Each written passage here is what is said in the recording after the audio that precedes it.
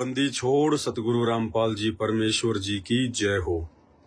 सत्साई भाई और बहनों, दया परमपिता परमेश्वर सतगुरु रामपाल जी भगवान की, जिनके शुभ आशीर्वाद से, जिनकी सत्य प्रेरणा से दास एक बार पुनः आप सभी भगत भाई बहनों की सेवा में, परमात्मा की प्यारी आत्माओं की सेवा में, शंकाओं के समाधान को लेकर सत्संगति के माध्यम से उपस्थित है। सभी भाई बहन लाइव जुड़ जाएं। लाइव जुड़ते ही एक बार वीडियो को ज्यादा से ज्यादा शेयर कर दें सभी जगह, ताकि सभी भगत भाई बहनों तक सूचना पहुंचे। सभी भाई बहन लाइव से जुड़ चुके हैं। उसके बाद मालिक के ज्ञान आधार से कुछ 10-15 शंकाएं हैं भगत भाई बहनों की, जिनको लेकर हम चर्चा करेंगे। तो सभी भाई बहन एक बार शेयर कर दे। दास भी कुछ व्हाट्सएप के ग्रुपों में डाल देता है।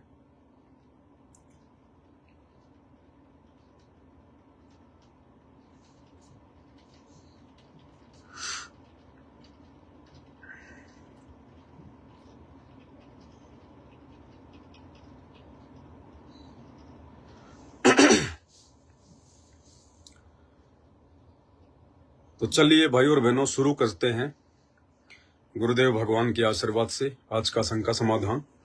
सबसे पहले परमपिता परमेश्वर सतगुरु रामपाल जी भगवान की वंदना करेंगे, उनकी स्तुति करेंगे। परमपिता परमात्मा, सारी सृष्टि के रचनहार, कुल मालिक, असंख्य ब्रह्मांडों के स्वामी, जगत गुरु, तीनों लोकों में प्रवेश करके सबका पालन पोषण करने वाले राजाधिराज, आत्माधार, नाथों के नाथ, देवों के देव महादेव, सर्वेश्वर महेश्वर, मृत्युंजय, अजरो अमर, आदि अनादि सनातनी प्रभु, जगत पिता जगदीश्वर, श्री श्री 1008 की उपाधि के वास्तविक अधिकारी, अकाल मूर्त शब्द स्वरूपी राम, वासुदेव, सर्वगतम ब्रह्म, परम पूज्य, प्रथम पूज्य, परम संत, परम पुरुष, परम धनी, परम दयालु, सत्य कबीर, हक्का कबीर, अल्लाहु कबीर, अल्लाहु अकबर, बाखबर, अल्लाह ताला, जगत के तारणहार, जगत के मुक्तिदाता, जगत के जगन्नाथ, हारे के सहारे, हिंदुओं के राम, मुसलमानों के अल्लाह, सिखों के वाहिगुरु, ईसाइयों के मसीह, दया के सागर दया निधि, करुणा के सागर करुणा निधि, स्वयंभू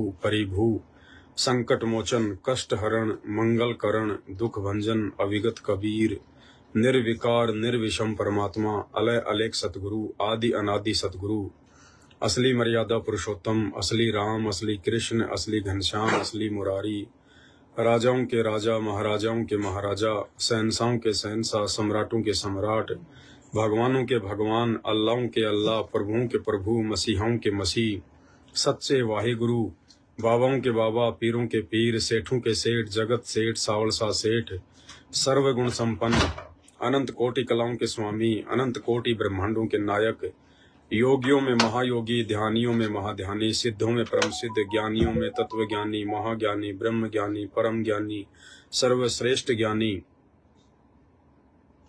युवा कबीर, समृत कबीर, असंवाद, अमित ओजा, सच्चे रहनुमा, करीम अल्लाह, सुभान अल्लाह, दुनिया के अंतिम पैगंबर, 8 सितंबर 1951 से गांव धनाना, जिला सोनीपत, हरियाणा, भारतवर्ष की पावन भूमि पे प्रकट रियल कल की भगवान, ब्रह्मा विष्णु महेश के दादाजी, काल और दुर्गा के पिताजी, सर्व आत्माओं के जनक, अविनाशी परमात्मा, संत श्रोमणी सतगुरु रामपाल जी परमेश्वर जी के चरण कमल में साध संगति से जुड़े हुए हम सभी सत्सेवक भाई बहनों का अनंत कोटि दंडवत प्रणाम। परमपिता परमेश्वर जी से हमारी अरदास है, हमारी विनती है कि हे परमेश्वर, आपने समस्त ब्रह्मांड की आत्माओं में से, समस्त पृथ्वी लोक की अरबों आत्माओं में से हमें अपनी शरण में लेकर, और शरण में लेने के बावजूद भी परमेश्वर आपने जो दया, जो रजा, जो मेहर, जो कृपा अपनी उन आत्माओं पे बख्शी हुई है, जो आत्माएं साध संगति से जुड़ी हुई हैं, जिन आत्माओं को सत्सेवक भाई बहनों के नाम से जाना जाता है, आपने अपने ही भक्तों में भी विशेष तौर से साध संगत से जुड़े हुए भाई बहनों पर विशेष और अपार मेहर बख्शी है, दया बख्शी है।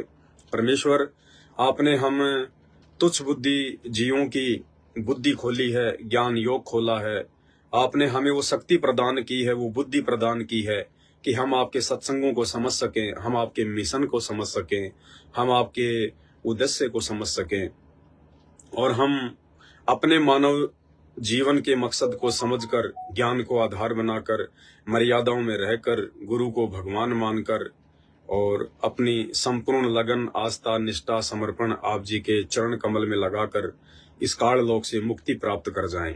परमेश्वर, आप अपनी ये मेहर, आप अपनी ये दया सदा अपने सत्सेवक बच्चों के ऊपर इसी प्रकार से बनाए रखना परमात्मा। हे परमेश्वर, हम जीव हैं, दो कोटि के प्राणी हैं और आपका विधान है परमात्मा, आपकी वाणियां हैं, आपका एक नियम है कि जैसे ही जीव को थोड़ा सा सुख होता है उसी समय ये परमात्मा से दूरी बना लेता है। ये स्वाभाविक है, ऑटोमेटिक है। इसलिए परमात्मा, आपकी वाणी है कि सुख के माथे पत्थर पड़ो जो नाम हृदय से जाए, बलिहारी उस दुख के ऊपर जो पल पल नाम रटाए।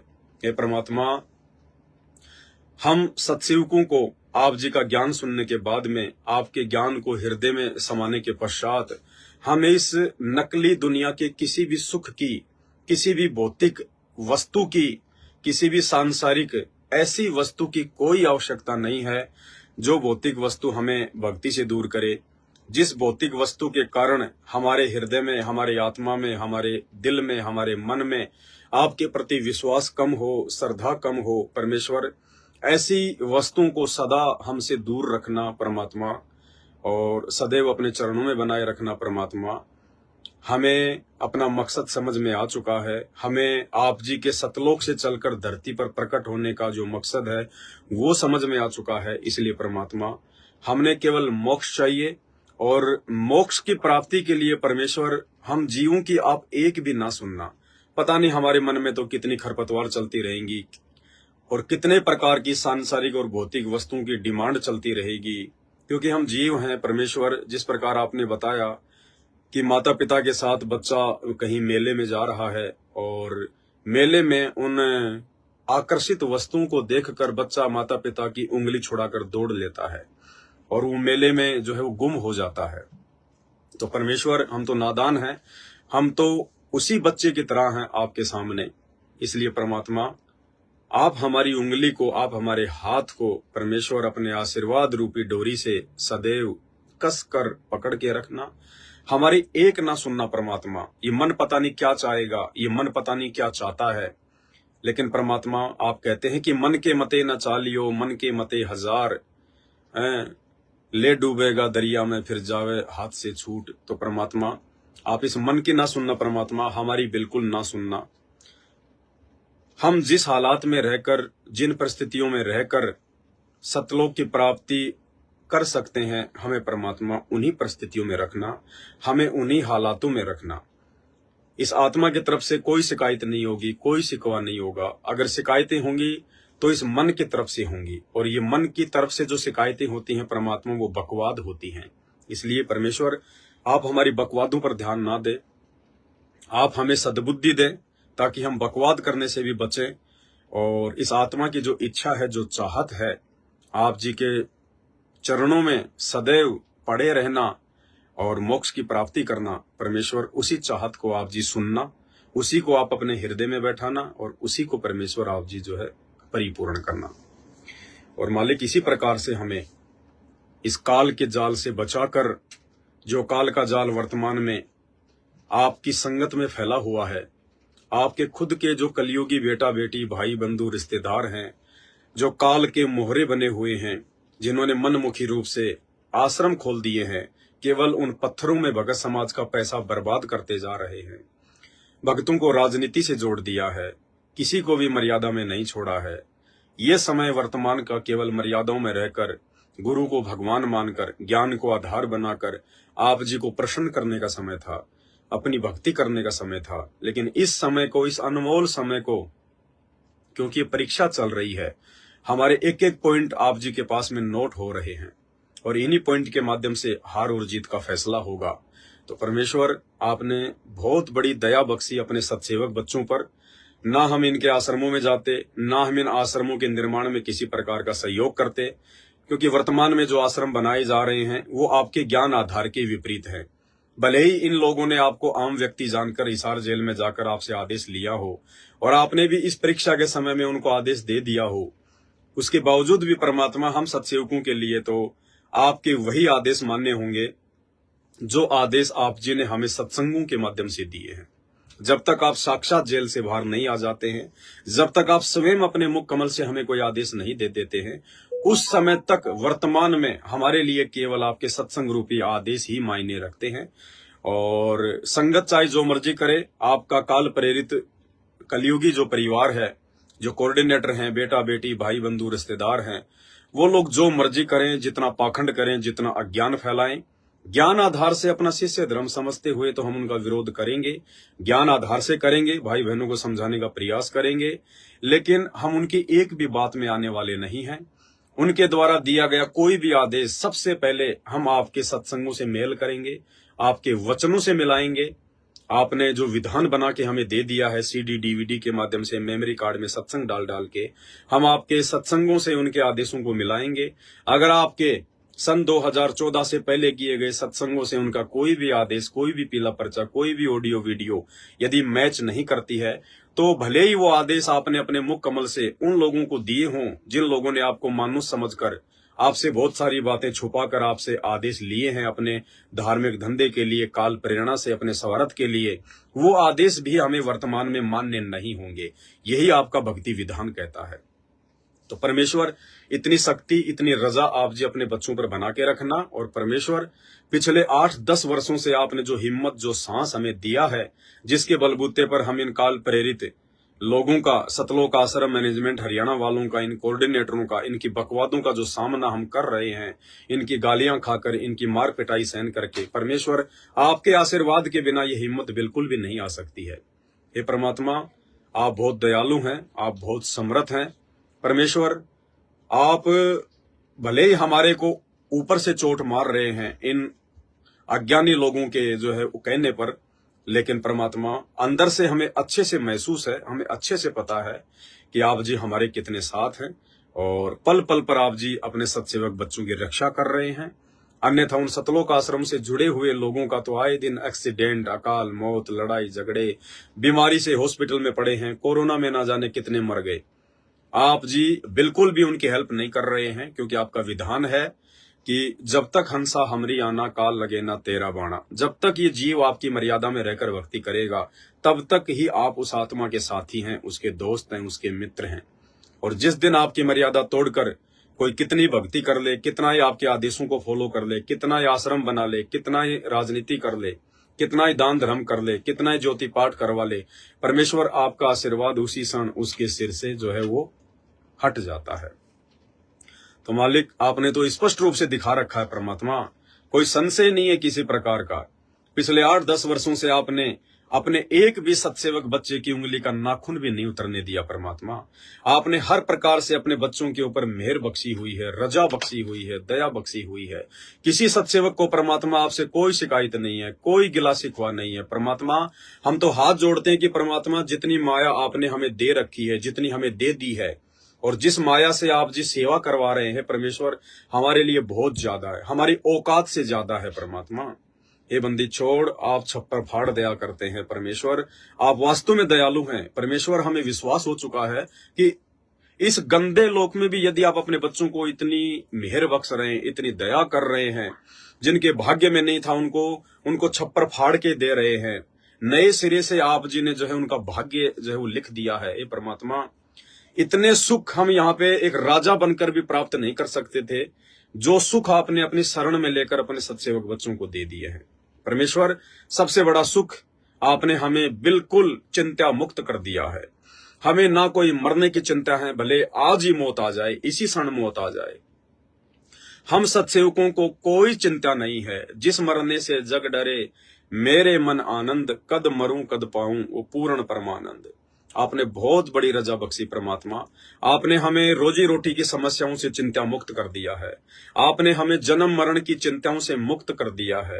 आपने हमें सांसारिक जो ये पचेड़े हैं, लेना देना, ये करना वो करना, दुनिया भर की निंदा चुगली, राग देवेश, छल कपट, ईर्ष्या, मिलावट, चोरी जारी, व्यभिचार, रिश्वतखोरी, काला बाजारी, ये परमेश्वर आपने हर प्रकार से हमारे को साफ सुथरा करके अपने ज्ञान से, अपने आशीर्वाद से आपने हम सत्सेवक भाई बहनों को देवताओं से भी उत्तम चरित्र वाला बना दिया है। परमात्मा, हमारे चरित्र से ऊपर तो ब्रह्मा विष्णु महेश का चरित्र भी नहीं है। परमात्मा, वो भी गलतियां करते हैं, वो कर सकते हैं, लेकिन आपके सत्सेवक बच्चे अपना शीश कटवा लेंगे, लेकिन आपके वचन के विरुद्ध होकर जरा सी गलती भी नहीं करेंगे। परमेश्वर, बंदी छोड़, आप बहुत दयालु हैं, बहुत मेहरबान हैं।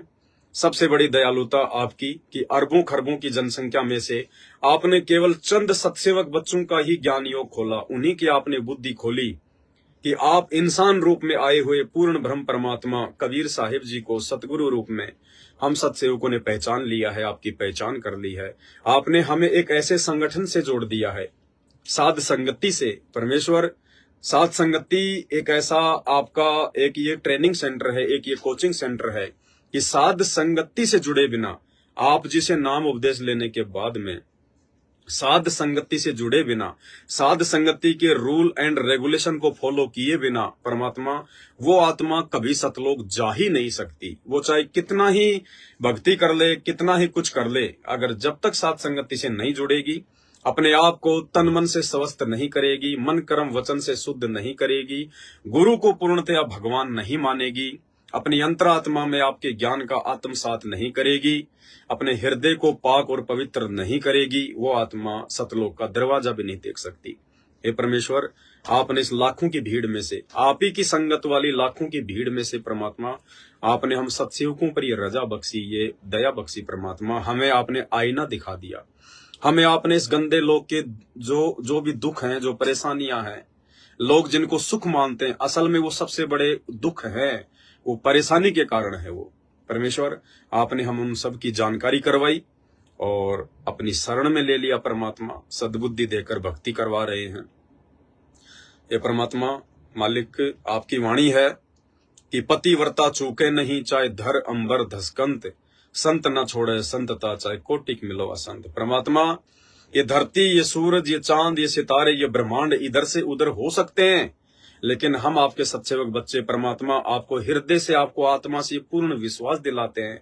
आप यंत्रामी है परमात्मा, सब कुछ जानते हैं, घट घट के वासी हैं, कण कण के वासी हैं, सबकी आत्मा में विराजमान है, सबके हृदय में विराजमान है परमेश्वर। लेकिन फिर भी हम आपके सत्सेवक बच्चे आपको ये विश्वास दिलाते हैं परमेश्वर कि भले ही आपसे ज्ञान लेने के बाद में, आपका आशीर्वाद प्राप्त करने के बाद में, आपकी पहचान होने के बाद परमेश्वर, चाहे घर छूटो, चाहे जग रूठो, चाहे रूठो ये संसारा हो परमेश्वर, चाहे हमारी गर्दन क्यों न कट जाए, लेकिन हम आपके चरण कमल से दूर नहीं होंगे। हम आपके प्रत्येक वचन को फॉलो करेंगे परमात्मा, प्रत्येक नियम पे चलेंगे परमेश्वर। हम मन कर्म वचन से आपको किसी भी प्रकार का कोई भी दुख नहीं देंगे। इसलिए परमेश्वर, आप अपने बच्चों पर इसी प्रकार अपने आशीर्वाद रूपी मेहर बरसा के रखना, क्योंकि परमात्मा, हमारे ये वादे, ये इरादे, ये करार, ये एग्रीमेंट, ये केवल आपकी भक्ति के आधार से आपने हमारे अंदर जो चीज डाल दी है, जो चीज ब्रह्मा विष्णु महेश के हृदय में भी नहीं डाली, आपने सृष्टि में किसी के हृदय में नहीं डाली, जो वस्तु आपने अपने सत्सेवक बच्चों के हृदय में डाल दी है, उस आधार से परमात्मा, आप ही के आशीर्वाद से, आप ही के ऊपर विश्वास करके, आप ही के पीठ पीछे, आप ही को अपने सामने खड़ा हुआ जानकर परमेश्वर, हम इस प्रकार की बातें जो है वो कह रहे हैं, वो कर रहे हैं। अन्यथा परमात्मा, हम दो कोटि के जीवों की कोई औकात नहीं है। जिस प्रकार परमेश्वर आपने बताया कि एक बार नारद जी को अहंकार हो गया, घमंड हो गया, क्योंकि नारद जी 12 वर्ष तक जंगल में जाके तपस्या करके आए, और नारद जी सबसे पहले अपने पिता ब्रह्मा जी के पास गए और कहा कि पिताजी, मैंने कामदेव पर विजय प्राप्त कर ली है, मैंने काम वासना पर विजय प्राप्त कर ली है, अब मुझे किसी भी प्रकार का भोग विलास का जो चक्कर है मुझे दुखी नहीं कर सकता, परेशान नहीं कर सकता। ब्रह्मा जी ने कहा कि बेटा बहुत अच्छी बात है, लेकिन ये बातें सबको कहने की नहीं होती हैं, सबके सामने जिक्र ना किया करो बेटा।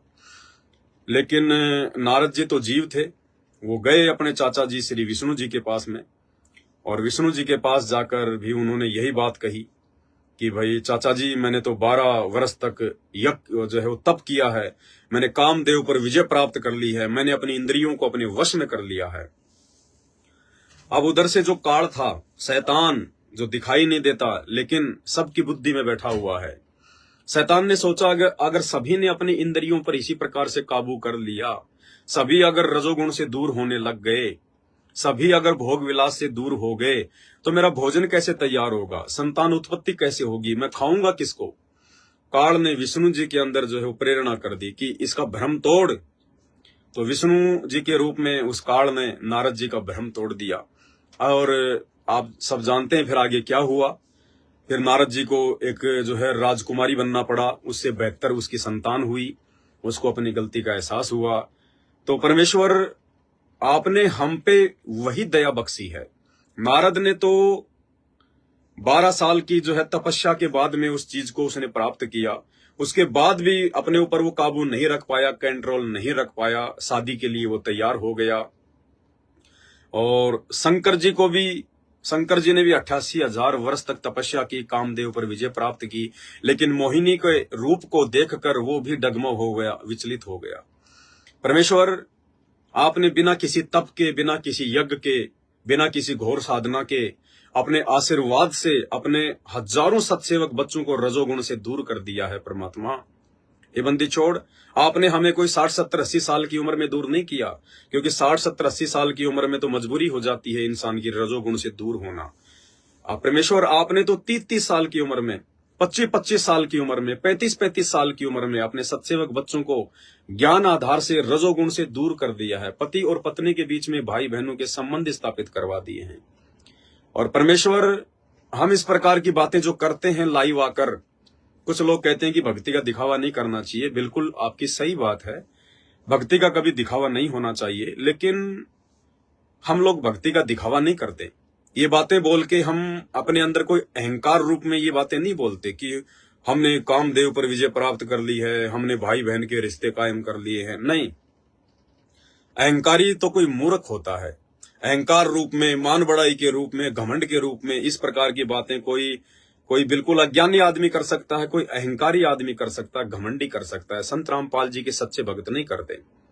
परमेश्वर हमारा केवल एक ही मकसद है, दुनिया जो मर्जी सोचे, दुनिया की अपनी सोच है, क्योंकि हम दुनिया के सोच के आधार से नहीं चलते, हम अपने गुरुदेव की सोच के आधार से चलते हैं, हम अपने गुरुदेव के वचनों के हिसाब से चलते हैं। और आप अंतर्यामी है परमात्मा, आप अंदर से जानते हैं कि इस प्रकार की बातें भाई बहनों के सामने रखने का हमारा मकसद क्या है। हमारा मकसद केवल हमारे जो अन्य भगत भाई बहन हैं, जो भी साथ संगति से नहीं जुड़े हुए हैं, जो सतलोक आश्रम मैनेजमेंट से जुड़े हुए हैं, हमारा जो मकसद है उन भाई बहनों तक ये बातें पहुंचाने का, उनके अंदर भी इस प्रकार की प्रेरणा करना, उनको भी ये जानकारी मिले, उनको पहुंचे कि परमेश्वर के विधान अनुसार जब तक हम रजोगुण से दूर नहीं होंगे तब तक हम सतगुरु रामपाल जी भगवान का पूर्ण आशीर्वाद प्राप्त नहीं कर सकते। जब तक हम रजोगुण से दूर नहीं होंगे तब तक तो हम एक भगत भी नहीं बन सकते, चाहे हम कितनी भक्ति कर लें, चाहे 20 साल से आपने नाम ले रखा है। लेकिन जब तक आप भोग विलास से दूर नहीं होंगे तब तक तो आप एक भगत की श्रेणी में भी नहीं है। भले आपको सतनाम मिल गया, आपको सारनाम मिल गया, आपको सार शब्द भी मिल गया। सतलोक आश्रम मैनेजमेंट के यहाँ तो सारनाम और सार शब्द लेने के बाद भी, कौन सा सारनाम और सार शब्द, नकली सारनाम और नकली सार शब्द। सन 2014 में संत रामपाल जी के जेल जाने के बाद अपने धार्मिक धंधे के लिए काल प्रेरणा से उनके परिवार वाले इन आश्रमों में भक्तों को सारनाम और सार शब्द देते हैं। परमेश्वर ने केवल एक खिलौना डाल रखा है डीवीडी में सारनाम और सार शब्द के नाम पे केवल एक खिलौना डाल रखा है, क्योंकि परीक्षा लेनी थी परमात्मा ने।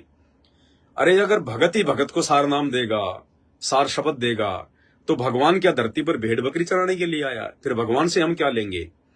अगर एक पड़ोसी किसी औरत को अगर बच्चा दे रहा है तो उसका पति क्या देगा उसको? वो फिर उसकी पत्नी क्यों बनी हुई है? उसका दिया हुआ वो क्यों खा रही है? उसके नाम से अपने नाम को क्यों जोड़ रखा है? अगर कोई स्त्री अगर अपने पति से अपने पेट में अगर बच्चा ना डलवा कर अगर किसी अन्य से डलवाती है तो वो स्त्री पतिव्रता स्त्री नहीं है। इसी प्रकार ये जो सारनाम और सार शब्द है ये तो एक बच्चा है, और ये बच्चा केवल संत रामपाल जी अपने शब्द से डालते हैं, अपने मुखारविंद से डालते हैं, अपने मुख कमल से देते हैं। आज 28 साल हो गई है संत रामपाल जी को भक्ति मार्ग में ज्ञान देते हुए। 28 वर्षों में मैं चैलेंज करता हूं, मैं पवन दास संत रामपाल जी का शिष्य, सात संगति से जुड़ा हुआ एक 2 कोटि का प्राणी, कोई भी ऐसा एक व्यक्ति संगत का मेरे सामने लाके खड़ा कर दो, या उस ऐसे एक व्यक्ति का नाम बता दो जिसको संत रामपाल जी ने डीवीडी से सारनाम या सार शब्द दिया हो। आज तक संत रामपाल जी ने जिस भी व्यक्ति को सारनाम या सार शब्द दिया है, केवल अपने मुख कमल से दिया है, और उसको अकेले में दिया है, दूसरे को भी नहीं सुनाया, उसके कान में दिया है। अगर पति और पत्नी दोनों को यदि उन्होंने आश्रम में सारनाम दिया है, तो पति और पत्नी दोनों को संत रामपाल जी ने अलग अलग वो मंत्र दिए हैं, और उनको कह दिया कि आपस में भी तुमने इस सारनाम का जिक्र नहीं करना है कि गुरुजी ने मुझे क्या मंत्र दिए, गुरुजी ने तुझे क्या मंत्र दिए। अगर तुमने अपनी पत्नी को या अपने पति को भी ये सारनाम अगर तुमने बता दिया, तो भी तुम उसी समय मर्यादाओं से दूर हो जाओगे। इतनी गुप्त वस्तु। और हिसार जेल से आज कैसे वो परमात्मा ये आदेश दे सकते हैं कि बच्चों सारनाम को आलू टमाटर की तरह समाज में बांट दो? नहीं भाई और बहनों, ये परीक्षा चल रही है, ये परीक्षा चल रही है। ये सारनाम और ये सार शब्द बहुत ही गुप्त वस्तु हैं, और ये गुप्त वस्तु केवल उसी को दी जाती है जो पूर्णतया इसके योग्य हो जाता है, इसके लिए वो अधिकारी हो जाता है। आज संत रामपाल जी का जो सारनाम और सार शब्द है, नकली वाला, जो सतलोक आश्रम मैनेजमेंट हरियाणा के द्वारा भगत समाज को आलू टमाटर की तरह बांटा जा रहा है, क्यों? अपने धार्मिक धंधे के लिए, अपने स्वार्थ के लिए। और इनका स्वार्थ क्या है? जब भी किसी को सारनाम ये लोग देते हैं, तो ये लोग 21,000 रुपए लेते हैं, एक पाठ प्रकाश का उससे संकल्प करवाते हैं कि भैया पाठ प्रकाश का संकल्प कर ले, 21,000 रुपए आपको देने हैं, तब आपको ये सारनाम मिलेगा। 21,000 रुपए चाहे आप एक बार में दे दो, या चाहे जो है वो किस्तों में दे दो। और सार शब्द यदि आपको लेना है, क्योंकि अब ये लोग सार शब्द भी देने लग गए। एक बार तो इन्होंने 2 साल पहले दे दिया लोगों को, और अब इन्होंने एक नया पर्चा निकाला है कि 2010 तक जिनको सारनाम मिल चुका है, अब उनको सार शब्द दिया जाएगा। सार शब्द की क्या कंडीशन है? 1 लाख रुपए की। सार शब्द यदि किसी को चाहिए तो 1 लाख रुपए देने पड़ेंगे, चाहे तो संकल्प कर लो, चाहे वो जो है किस्तों में दे दो, चाहे एक बार में दे दो। और भाई और बहनों, ये सारनाम और सार शब्द लेने के बाद में, क्योंकि मर्यादा उनकी खंडित हो जाती है, क्योंकि ये परीक्षा चल रही है, जो मंत्र आपका गुरु देने के लिए आता है, जिन मंत्रों को गुरु ने 4 युगों में जो है गुप्त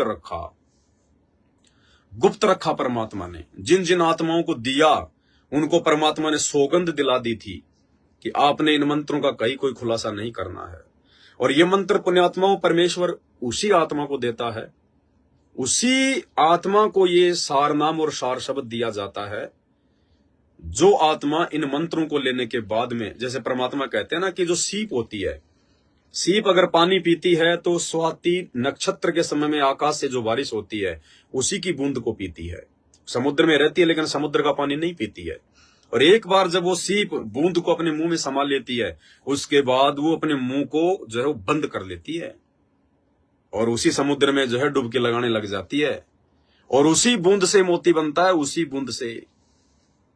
भाई और बहनों, इसी प्रकार संत रामपाल जी ये सारनाम और ये सार शब्द उसी आत्मा को देंगे जो आत्मा एक बार अपने गुरुदेव भगवान के मुख कमल से इन सत मंत्रों को लेने के बाद में सीप की तरह अपने मुंह को बंद कर लेती है।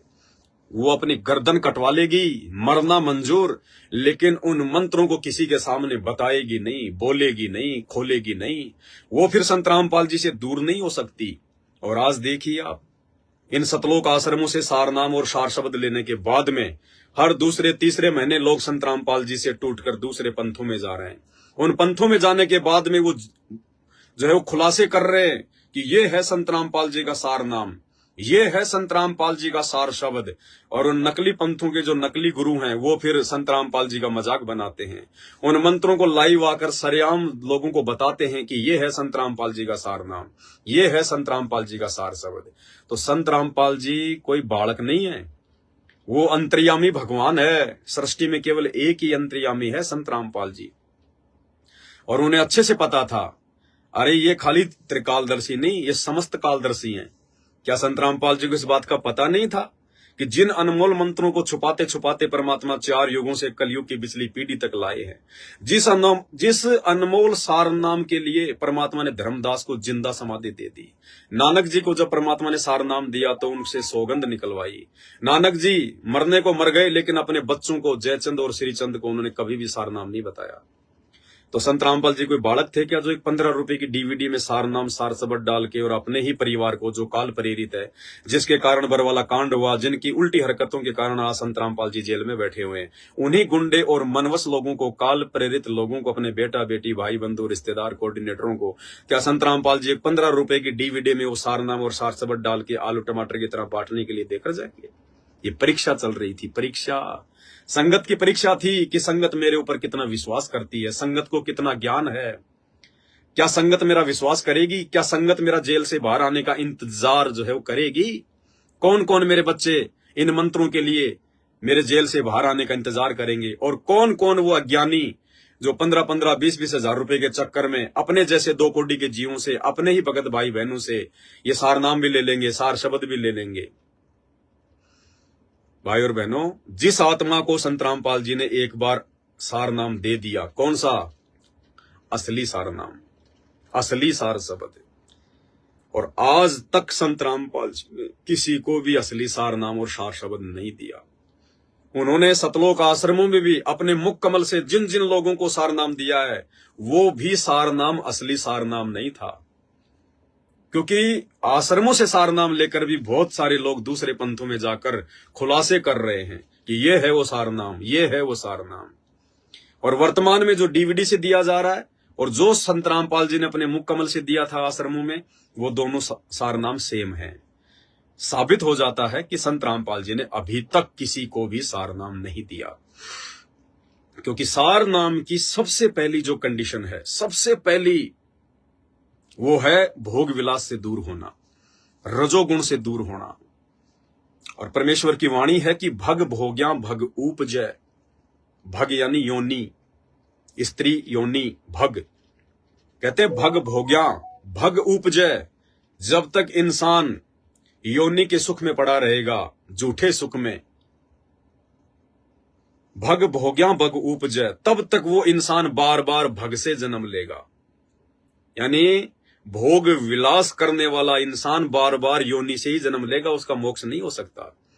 भग भोग्या भग उपजय, और भग से बचा न कोई, जो कोई भग से बचे भगत कहावे सोई। यानी जब तक हम लोग संत रामपाल जी से नाम उपदेश लेने के बाद इस रजोगुण वाली जो है, हम इस क्रिया से दूर नहीं हो जाते हैं, तब तक तो हम असल में एक भगत भी नहीं बनते, भगत भी। अब बताइए, जिन लोगों को वर्तमान में इन आश्रमों में सार नाम और सार शब्द दिया जा रहा है, 99% लोग 50-50 साल के हो चुके हैं, कहते हैं हमारे को सार नाम मिल गया, हमारे को सार शब्द मिल गया। और आज भी वो बच्चे पैदा करने की फिराक में हैं कि हमारे बच्चे नहीं हो रहे, हमारे बच्चे पैदा नहीं हो रहे। आज भी वो भक्रिया में लगे हुए हैं, हर प्रकार से कोशिश कर रहे हैं कि एक बेटा या बेटी तो हो ही जाए, और कहते हैं हमने सार नाम ले लिया, हमने सार शब्द ले लिया। खोपड़ी में उनके सफेद बाल आ रहे हैं, बच्चे उनके 30-30 साल के हो रहे हैं, और फिर भी वो जो है पति और पत्नी वाले जो है इस कुकर्म से दूर नहीं है। फिर भी मौका पाते ही कुकर्म जो है वो कर बैठते हैं, फिर भी कहते हैं हमने सार नाम ले लिया, हमने सार शब्द ले लिया। तो भाई और बहनों, वो परमात्मा है, वो कोई बालक नहीं है, कोई बच्चा नहीं है। और संत जब परीक्षा लेता है तो ऐसी परीक्षा होती है। 99% आत्माओं के समझ में नहीं आता कि ये क्या खेल चल रहा है, जबकि परीक्षा बहुत साधारण होती है, बहुत ही नॉर्मल परीक्षा होती है परमात्मा की। बस थोड़ा सा ज्ञान को आधार बनाने की और गुरुदेव भगवान से प्रार्थना करने की जरूरत है। अब जैसे 650 साल पहले परमात्मा ने क्या परीक्षा ली, सैकड़ों साल तक परमात्मा ने ज्ञान दिया, 100 साल, और 100 साल ज्ञान देने के बाद भगवान ने क्या परीक्षा ली?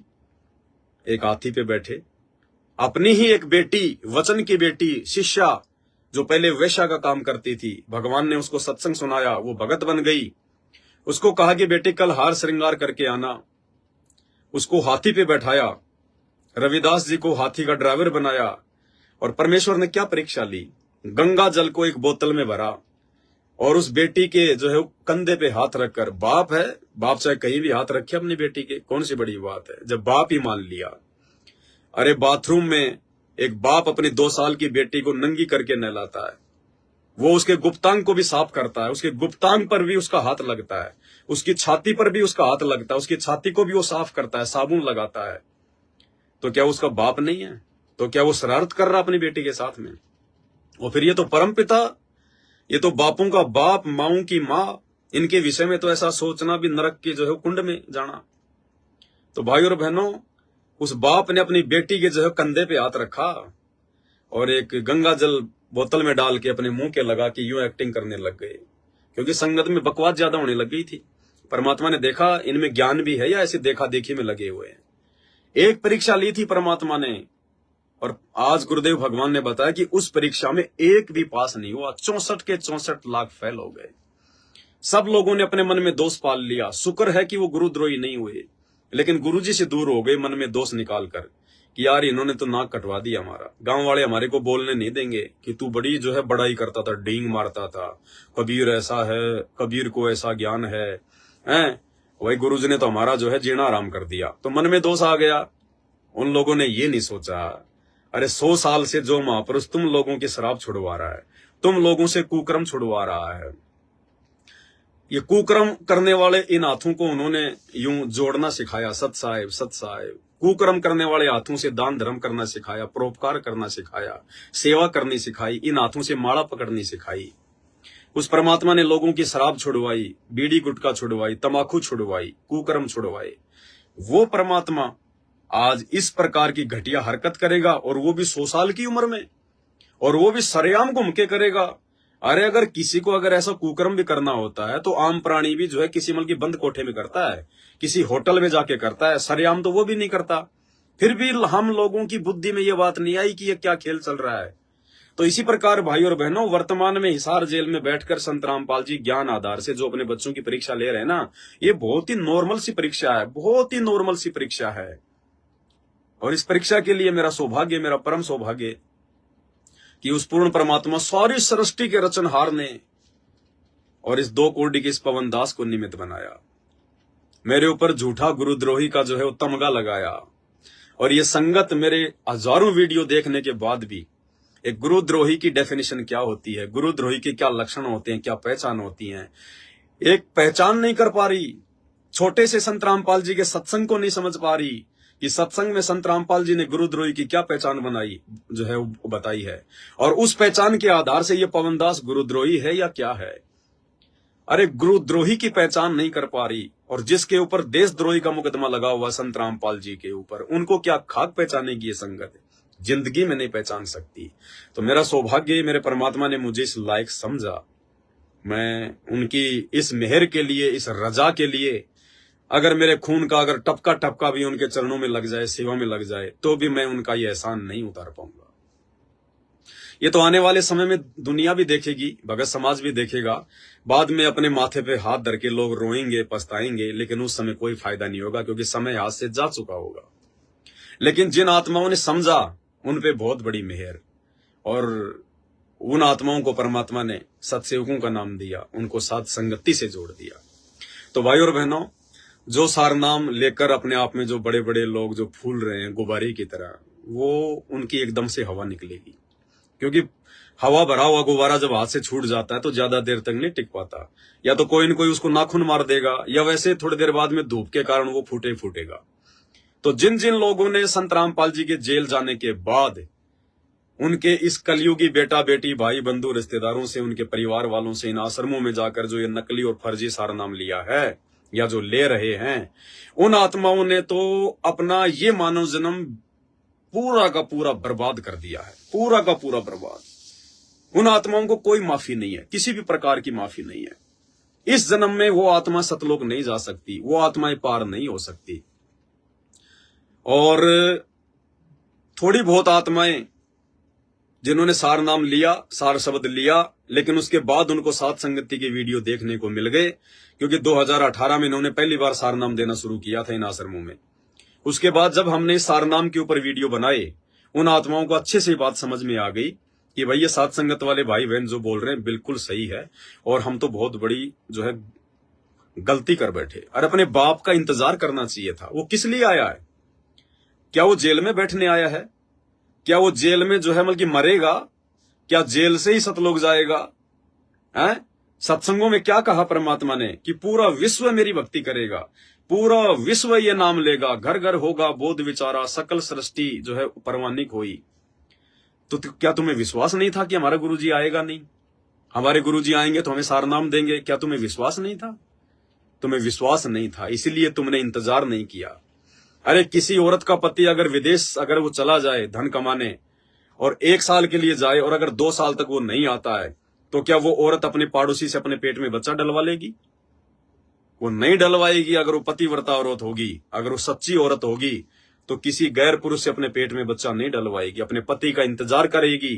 पति नहीं भी आएगा तो बांझ मर जाएगी वो, अगर वो पतिव्रता होगी तो इसी प्रकार संत रामपाल जी जो जेल चले गए अपनी लीला करने के लिए, और पीछे से अपने भक्तों की ज्ञान आधार से परीक्षा लेने के लिए, और पीछे से लोगों ने पड़ोसियों से अपने पेट में बच्चे डलवा लिए, किसी ने सार नाम का, किसी ने सार शब्द का, हैं, और फुला फुला के पेट घूम रहे हैं कि आई एम सार नामी, आई एम सार शब्दी। भाई कुछ नहीं है, तुमने अपना जीवन बर्बाद कर दिया, तुम लोगों ने इस मनुष्य जन्म को बर्बाद कर दिया। तुम लोग पतिव्रता धर्म से बिल्कुल नीचे गिर चुके हो, बिल्कुल। इस जन्म में तुम्हारा उद्धार नहीं हो सकता, भले तुम कितना ही माफी मांग लेना, कितना ही तुम नाक रगड़ लेना संत रामपाल जी के आगे। हाँ, जब तुम माफी मांगोगे, और मांगनी पड़ेगी, कल को माफी मांगनी पड़ेगी। तुमने जो कुकर्म किया है ये सार नाम और सार शब्द लेने का, सतलोक आश्रम मैनेजमेंट की कुसंगति करके राजनीति करने का, ये रक्तदान, दे दान, इनको पात्रों को ज्योति पाठ का पैसा, धनाना गांव में आश्रम बनाना, कभी राजनीति में, कभी बीजेपी को वोट, कभी कांग्रेस को वोट, कभी जाटों के आरक्षण में जाना, उन लोगों को जो है 11-11 लाख रुपए देना तुम्हारे दान धर्म से, गैंगस्टर आनंदपाल सिंह की सीबीआई जांच के समर्थन में उतरना, 5-5 लाख रुपए राजपूत जो है करणी सेना को देना। ये जितने भी तुमने कुकर्म किए हैं, इन कुकर्मों के लिए जब तुम माफी मांगोगे तो वो तो दयालु भगवान है, वो तो दयालु है, वो तो चाहता है कि किसी प्रकार ये आत्माएं भक्ति पर लगी रहे। इसलिए परमात्मा तो बोल देगा ठीक है बेटा, कोई दिक्कत नहीं, माफ हो गया बेटा, माफ हो गया, आगे भक्ति करो, आगे कोई गलती ना करना। लेकिन वो असल में माफी नहीं है, क्योंकि परीक्षा में जो आपने लिख दिया उसी आधार से आपका जो है परिणाम आएगा। उस समय वो गुरुजी कहे कि बेटा कोई बात नहीं, तूने गलती कर दी तो कोई बात नहीं, उससे बात नहीं बनेगी, क्योंकि वो गुरु आपकी जो है कॉपी चेक करने वाला नहीं है। वो टीचर भले उस परीक्षा के रूम में आपके पास में खड़ा है और आपने लिख दिया भारत की राजधानी नई दिल्ली के जगह बंबई, और फिर आप कहोगे गुरुजी मेरे से तो गलती हो गई, मैंने तो एग्जाम में ये लिख दिया था। वो गुरु कहेगा कोई बात नहीं बेटा, कोई बात नहीं, अगली बार ध्यान रखना। वो कॉपी कोई और जांच करेगा, वो टीचर के कहने से बात नहीं बनेगी। तो इसी प्रकार भाई और बहनों, जो गलतियां आपने जो कर दी हैं, उन गलतियों के लिए संत रामपाल जी तो यही कहेंगे कि बेटा कोई बात नहीं, कोई बात नहीं। लेकिन असल में आपने जो गलती की है, परिणाम तो आपने वैसा ही भोगना पड़ेगा। अरे आपने अपने खेत में गेहूं की जगह भांग का बीज डाल दिया, और बीज डालने के बाद में आप माफी मांगो किसी से कि भाई साहब मेरे से गलती हो गई है, मेरे से गलती हो गई, मैंने तो भांग का बीज डाल दिया, मेरे को गेहूं डालना चाहिए था, मेरे बच्चे अब जो है वो क्या खाएंगे, भूखे मरेंगे। अब कोई आदमी कहे, आपका पड़ोसी कहे कि कोई बात नहीं भाई, कोई बात नहीं, गलती हो गई सो हो गई, कोई बात नहीं, उसके माफ करने से वो भांग का बीज गेहूं में नहीं बदल जाएगा। वो तो समय आने पर भांग ही आएगा, भांग के डोडे आएंगे, डोडे गेहूं की बाली की जगह। तो भाई और बहनों, जो गलती आपने कर दी है ना, बहुत बड़ी गलती की है, बहुत बड़ी। आपको अपने गुरु पर विश्वास नहीं रहा, आपने अपने गुरु का इंतजार नहीं किया, और यही तो परीक्षा थी। अरे 27 साल से ज्ञान दे रहा भगवान, परीक्षा नहीं लेगा क्या? और परीक्षा कोई हाथी मंगवा के कोई बरवाड़ा में चक्कर थोड़ी काटेगा। देश काल और परिस्थिति के अनुसार परीक्षा भी अलग अलग होती है। तो परमात्मा तो कह देंगे कि बेटा तेरी माफी हो गई, तेरी माफी हो गई, कोई बात नहीं, और तुम भी मान लोगे ठीक है गुरुजी ने माफ कर दिया, माफ कर दिया। लेकिन परमात्मा का विधान नहीं टूटता, विधान उनका जो है शाश्वत है, अटल है। जैसे परमात्मा ने काशी में परीक्षा ली, 64 के 64 लाख हम फेल हो गए। बाद में हमें अपनी गलती का एहसास भी हुआ, धीरे धीरे फिर हम परमात्मा के पास जाने लग गए, उनके आश्रमों में जाने लग गए, सत्संग सुनने लग गए, हमने अपनी गलतियों की माफी भी मांगी। और परमात्मा क्या कहा करते थे, कोई बात नहीं बेटा, कोई बात नहीं, अब आगे ध्यान रखो, आगे ध्यान रखो। गुरुजी मैं सतलोक तो जाऊंगा ना, हाँ बेटा सतलोक चलेंगे, बेटा सतलोक चलेंगे, विमान आएगा। लेकिन 64 के 64 लाख आज गुरुजी क्या कह रहे हैं, सारे के सारे फेल हो गए, सारे के सारे। और चलो 650 साल पहले तो गलती हो सकती थी, क्योंकि वो तो कलयुग की जो है प्रथम पीढ़ी थी, शिक्षा नहीं थी, हम लोग अनपढ़ थे, हम लोग शास्त्रों से देख नहीं पाए, पहचान नहीं पाए, भगवान को नहीं पहचान पाए। आज परमात्मा ने, संत रामपाल जी ने कौन सी जो है वो कमी छोड़ दी भाई। अरे 28 साल थोड़ी नहीं होती है किसी आदमी को समझाने के लिए। दिन रात एक कर दी उन्होंने, शास्त्र दिखा दिखा के, दिन रात 28 साल तक तो अगर किसी कुम्हार के गधे को गीता पढ़ाई जाए वो भी स्वर्ग में जाने को तैयार हो जाए।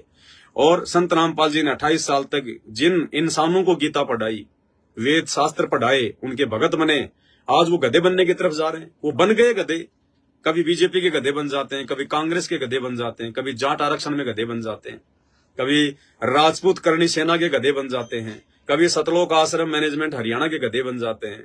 क्योंकि गधे का स्वभाव है गधा ही रहेगा। कहते हैं ना कि गधे की आंख में घी डालो तो नाराज होता है कि मेरी आंख फोड़ रहा है, लेकिन उस गधे को क्या पता कि घी बहुत अच्छी वस्तु है, तेरे को अच्छा दिखाई देगा।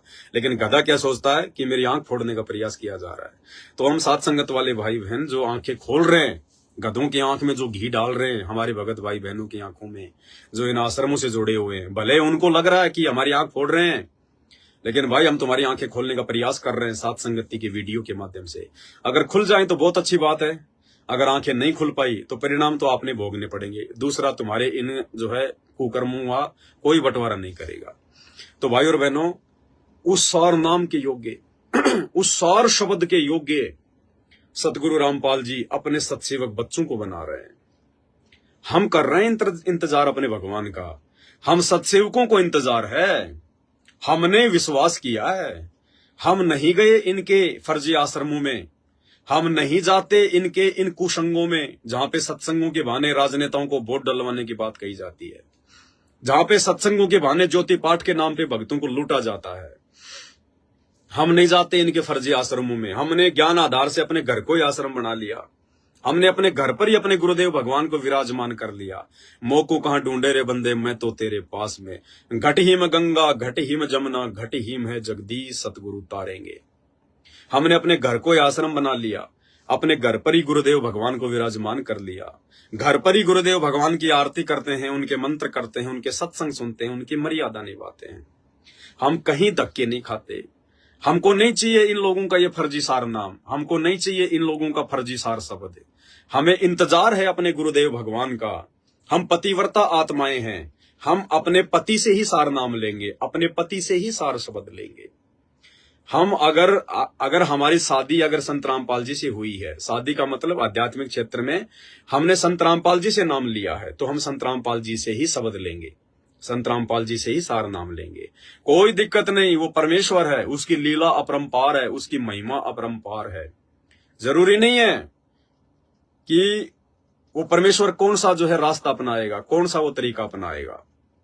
वो परमेश्वर सोपन में आके भी सार नाम दे देगा, सार शब्द दे देगा। वो अंतर्यामी है, अनंत कोटि कलाओं का स्वामी है, कहीं भी जो है वो प्रकट होके सार नाम दे देगा, सार शब्द दे देगा। हमें कोई दिक्कत नहीं है कि संत रामपाल जी जेल से बाहर आए या ना आए, उनकी मर्जी, उनकी मौज, वो अपनी लीला कर रहे हैं।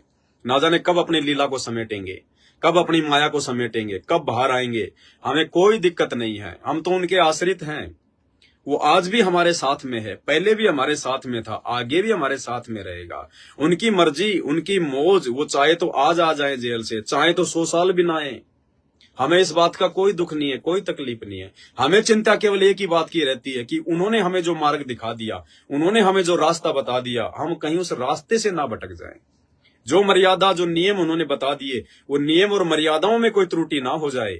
बाकी काम परमात्मा का है, वो कब नाम देगा, कब सार नाम देगा, कर सार शब्द देगा। ये जरूरी थोड़ी है कि गुरुजी जेल से बाहर नहीं आएंगे तो भक्तों को जो है वो सार नाम नहीं देंगे या सार शब्द नहीं देंगे, या गुरुजी जेल से बाहर नहीं आए तो भक्तों का मोक्ष नहीं होगा। नहीं, ये हम लोगों की छोटी सोच है, ये अज्ञान की कमी है। ये परमात्मा वर्तमान में कोई हिसार जेल में थोड़ी बैठा हुआ है, एक रूप में सतलोक में बैठा हुआ है, एक रूप में देवताओं के पास बैठ के ज्ञान समझा रहा है, एक रूप में पाताल लोक में ज्ञान समझा रहा है। अनंत रूप बना के अनंत ब्रह्मांडों में इस समय वो अपने भक्तों को जो है सृष्टि रचना सुना रहा है, ज्ञान बता रहा है। 100 दुख संकट अपने भक्तों के जगह जगह वो प्रकट होकर, करोड़ों अरबों जगह एक ही दिन में प्रकट होकर असंख्य ब्रह्मांडों में वो परमात्मा अपनी आत्माओं का उद्धार कर रहा है, उनको ज्ञान दे रहा है, सत्संग दे रहा है, नाम दे रहा है। ये जरूरी नहीं है। ये ना सोचना कि संत रामपाल जी केवल हिसार जेल में बैठे हुए हैं। अगर वो हिसार जेल में बैठ जाएगा तो असंख्य ब्रह्मांडों को कौन चलाएगा। को पाटी पगड़ा भया जागी जिया जून, सब काहू को देत है चौंत समाना चून। इस संसार में सकल सृष्टि में समस्त जीवों का 84 लाख योनियों के प्राणियों का वो परमेश्वर पेट भर रहा है। अरे वो भगवान जेल में बैठ गया तो ब्रह्मांड कौन चलाएगा। ये तो हमारी छोटी सोच है। ये परमात्मा ऐसी लीला करता है। वर्तमान में ये परमात्मा स्वर्ग में भी बैठा है, महास्वर्ग में भी बैठा है। वहां भी क्या पता परमात्मा इसी प्रकार की कोई लीला कर रहा हो, कोई जेल में बैठने की। और वो प्राणी भी यही सोच रहे हैं कि गुरुजी तो जेल में बैठे हैं, परमात्मा तो जेल में बैठे हैं। और इस धरती पर हम सोच रहे हैं कि गुरुजी तो जेल में बैठे हैं, गुरुजी तो जेल में बैठे हैं। और सतलोक वाली आत्माएं रोज उस परमात्मा के सतलोक में दर्शन कर रही हैं कि ये बैठे परमात्मा संत रामपाल जी, ये बैठे परमेश्वर संत रामपाल जी। भाई और बहनों, ये मालिक है। जिस प्रकार परमात्मा ने बताया कि 650 साल पहले हिंदुस्तान की, जिस समय हिंदुस्तान में बांग्लादेश, नेपाल, भूटान, इराक, ईरान, पूर्वी और पश्चिमी पाकिस्तान का हिस्सा, ये बलूचिस्तान, अफगानिस्तान, काबुल, कंधार, ये सब हिंदुस्तान का हिस्सा था। बाद में टूट टूट के अलग हो गया। और उस समय इतना विस्तार और 4 करोड़ जनसंख्या थी, टोटल 4 करोड़। और उस समय उनके 64 लाख भगत हुए, यानी पूरी जनसंख्या के 75% भगत। जबकि उस समय ना कोई टीवी था, ना कोई टेलीविजन था, ना कोई रेडियो था, ना कोई इंटरनेट था, ना कोई मोबाइल था, ना कोई पुस्तकें छापी जाती थी। फिर भी उस परमेश्वर ने 4 करोड़ की जनसंख्या में से 64 लाख लोगों को अपना भगत बनाया। कैसे? वो परमात्मा एक ही समय में हजारों रूप बनाकर अलग अलग जगह पे वो प्रकट हो जाया करते थे। कहीं पे सत्संग सुना रहे हैं, कहीं पे नाम दीक्षा दे रहे हैं, ज्ञान सुना रहे हैं, बिना माइक के, बिना डीजे के, बिना स्पीकर के हजारों लोगों तक उनकी आवाज बिल्कुल साफ जाती थी, जैसे मेरे पास में खड़े हुए हैं। सबको परमात्मा एकदम साफ साफ दिखाई दिया करते थे, जैसे हम लोगों को टेलीविजन में साफ दिखाई देता है। प्रधानमंत्री भाषण दे रहा है दिल्ली में, हम अपने घर पर बैठ के देख रहे हैं, जो हम की पंजाब में। तो ऐसे वो परमात्मा लीला किया करता था। तो आज भी वही परमेश्वर है।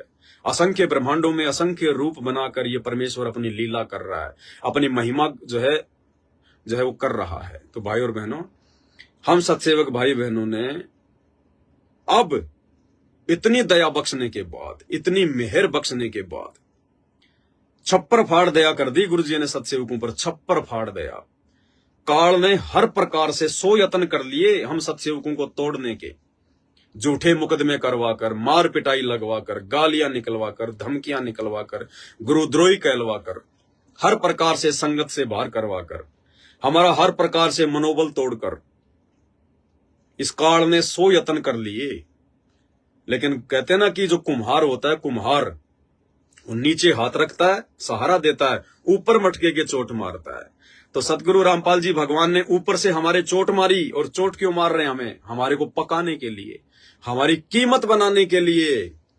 लेकिन नीचे से सहारा भी परमात्मा ही दे रहा है। उस कुम्हार की तरह मटके में नीचे से हाथ भी परमात्मा ही रखा हुआ है। ये संघर्ष, ये चुनौतियां, इनको सहन करने की हिम्मत, शक्ति ज्ञान आधार से, अपने सत्य प्रेरणा से परमेश्वर ने हमें दी। नहीं तो भाई और बहनों, तालाब में एक मछली मगरमच्छ से लड़ाई नहीं कर सकती। ये सतलोक आश्रम मैनेजमेंट हरियाणा, ये काल के विशेष दूत हैं। संत रामपाल जी के बेटा बेटी, भाई बंधु, रिश्तेदार, कोऑर्डिनेटर, ये लोग उस काल बलि के ज्योति निरंजन के विशेष एजेंट हैं। ये मगरमच्छ हैं और हम भगत हैं। हम जो है बल्कि मछलियां हैं। तो मछली के तालाब में मगरमच्छ से लड़ाई झगड़ा करने की, टक्कर लेने की औकात नहीं होती। लेकिन परमात्मा का एक नियम है कि जो जाकी सरना बसे ताको ताकी लाज, और जल सेती हाथी बह जाते, और जल सेती मछली जो है उतर जाती और बह जाते गजराज। मछली क्या होती है? मछली जो है जल के ऊपर आश्रित होती है। उसने उस जल को अपना सब कुछ मान लिया। अगर मैं जल में नहीं रहूंगी तो मैं जो है मर जाऊंगी। यानी पानी के बिना मछली का जीवन होता ही नहीं है। उसने अपने आप को समर्पित कर दिया उस पानी के प्रति। तो उस पानी ने भी क्या किया? उसने भी कोई कमी नहीं छोड़ी। उल्टी धारा में पानी की चाहे कितनी भयंकर चाहे धारा हो, मछली उसमें ऊपर चढ़ जाएगी, ऊपर चढ़ जाएगी मछली ऊपर। और उसी पानी में हाथी बह जाते हैं, मगरमच्छ बह जाते हैं, लेकिन मछली नहीं बहती। मछली उल्टी धारा में भी पानी के ऊपर चढ़ जाएगी, ऊपर। क्यों? क्योंकि जो जाकी शरणा बसे ताको ताकी लाज। क्योंकि मछली ने अपने आप को पानी के प्रति समर्पित कर दिया, तो अब ये पानी की जिम्मेदारी थी कि उसने भी मछली को पानी में स्वतंत्र कर दिया कि चाहे इधर जा, चाहे उधर जा, चाहे ऊपर जा, चाहे नीचे जा, तेरा कुछ नहीं बिगड़ेगा। तो इसी प्रकार सत्सेवक बच्चों ने साध संगति से जुड़ी हुई आत्माओं ने ज्ञान को आधार बनाकर अपना तन मन धन मन कर्म वचन से अपने गुरुदेव के चरणों में समर्पित कर दिया कि परमेश्वर, हमने केवल आपको देखा है, हमने किसी भगवान को नहीं देखा, हमने किसी जो है कबीर को नहीं देखा, हमने केवल आपको देखा है। हमारे कबीर आप हो, हे गुरुदेव, हमारे कबीर आप, हमारे मुनिंद्र आप, हमारे सत्सुकृत आप, हमारे करुणामय आप, हमारे गुरुदेव आप, हमारे भगवान आप, हमारे माँ आप, हमारे बाप आप। तमेव माता च पिता तमेव, तमेव बंधु च सखा तमेव। तो परमेश्वर ने जब देख लिया अपने बच्चों के इस प्रकार के भाव, उनका समर्पण, ये लाखों की भीड़ तो 20-20 हजार रुपए दे देकर ये नकली सार नाम लेने के लिए लाइनों में लगी हुई है, सार शब्द लेने के लिए लाइनों में लगे हुए हैं। इनको भीड़ को जो भी आदेश दे दिया जाता है, कोई पीला पर्चा बना के, कोई ऑडियो वीडियो सुना के, भले ही वो आदेश मेरे ज्ञान के विपरीत है, तो भी ये लोग भेड़ बकरियों की तरह अंधे होके दौड़ रहे हैं, चिंतन ही नहीं कर रहे, ज्ञान को आधार ही नहीं बना रहे, नीर खीर का निवेरा ही नहीं कर रहे। और मेरे सत्सेवक बच्चे, इनको कोई भी आकर कुछ भी कह दे, ये नहीं देखते कि सामने आदेश देने वाला तो गुरुजी का लड़का है, और ये आदेश तो गुरुजी की बेटी दे रही है, और गुरुजी का भाई कह रहा है, कह रहा होगा गुरुजी का भाई, कह रही होगी गुरुजी की बेटी, कह रहा होगा गुरुजी का बेटा। हमारे क्या लगे, वो भी हमारे जैसे 2 कोटि के जीव हैं। अगर वो कुछ कह रहे हैं तो कोई दिक्कत नहीं। क्या कह रहा भाई बता? भाई गुरुजी का आदेश आया है, बीजेपी ने वोट देना है, और जो बीजेपी ने वोट नहीं देगा उसका तो नाम खंड हो जाएगा, हैं? उसको तो आश्रमाते बाहर पटक दिया जाएगा भाई, आश्रमा में नो एंट्री कर दी जाएगी। गुरुजी का आदेश है भाई। ठीक है भाई, तूने दे दिया तेरा आदेश। अब उस आदेश को हम सत्सेवक भाई बहन अपने गुरुजी के सत्संगों से मेल करते हैं। हम सत्सेवक भाई बहन आपस में एक दूसरे के साथ में फोन करके डिस्कस करते हैं कि भगत जी ये इस प्रकार का आदेश बताया जा रहा है, इस प्रकार का पीला पर्चा आया है। गुरुदेव ने तो 28 साल में कभी ना कोई राजनीति की, ना कभी बीजेपी को वोट डलवाए, ना कभी कांग्रेस को वोट डलवाए, जबकि बीजेपी उस समय भी थी, कांग्रेस उस समय भी थी, हैं? ये चुनाव तो भगत जी उस समय भी आते थे, हैं? परमात्मा ने तो कभी आदेश नहीं दिया, ना उस समय कोई भगत आदेश दिया करता था कि गुरुजी ने ये आदेश दे दिया। और आज जेल जाने के बाद में गुरुजी के ज्ञान के विरुद्ध काम हो रहा है। गुरुजी तो कहते हैं कि जो राजनीति करता है उसको तो हम भगत ही नहीं मानते। तो भाई हम विचार करते हैं और अंतर्यामी परमात्मा ने देख लिया कि अब ये मेरे बच्चे काल के जाल में नहीं आने वाले, अब इनको काल नहीं ठगने वाला। अब ये अपने बाप के नक्शे कदम पर चलते हुए, अपने बाप के पद चिन्हों पर चलते हुए, ज्ञान आधार से ये खुराक खा खाकर जवान हो चुके हैं, यंग तगड़े रेसलर हो चुके हैं। तब परमात्मा दया बख्शता है। फिर परमेश्वर ने हमारे ऊपर दया बख्शी, रजोगुण से दूर कर दिया। फिर परमेश्वर ने हमारे ऊपर दया बख्शी, परमात्मा हम सबके घरों में आकर विराजमान हो गए। घर घर में परमात्मा ने बेड लगवा दिया। फिर परमेश्वर ने हम पे दया बख्शी, ना रिश्तेदारी में किसी ब्याह शादी फंक्शन में जाना, ना भात छुचक में जाना, ना किसी की ब्याह शादी जन्मदिन में लड्डू पकोड़े खाने जाने। दया बख्शी परमात्मा ने घर घर में पाठ प्रकाश की वाणियां भिजवा दी। सबको परमात्मा ने सद्बुद्धि दी। सुबह 5 बजे उठकर अपना नित्य नियम, दोपहर को 12 से 2 के बीच में रमेणी, शाम को संध्या काल के समय संध्या आरती। हर प्रकार से परमात्मा जो उनकी भक्ति विधान है उसमें चला रहे हैं। समय पे हम लोग सत्संग भी सुनते हैं, आरती भी करते हैं, मंत्र भी करते हैं।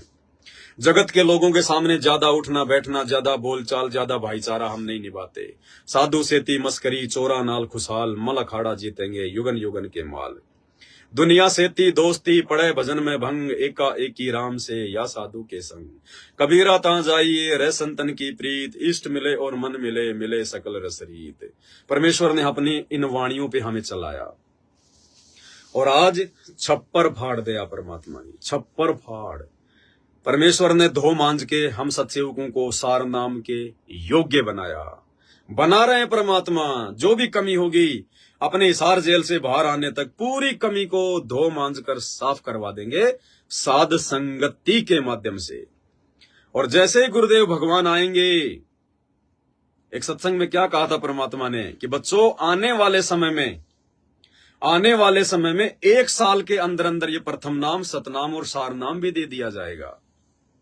वो क्या संकेत था परमात्मा का कि आने वाले समय में जब मैं लीला करूंगा, हिसार जेल में जाकर बैठूंगा और मेरे मार्ग में जो गंदगी होगी वो सारी की सारी जो गंदगी है साफ हो चुकी होगी।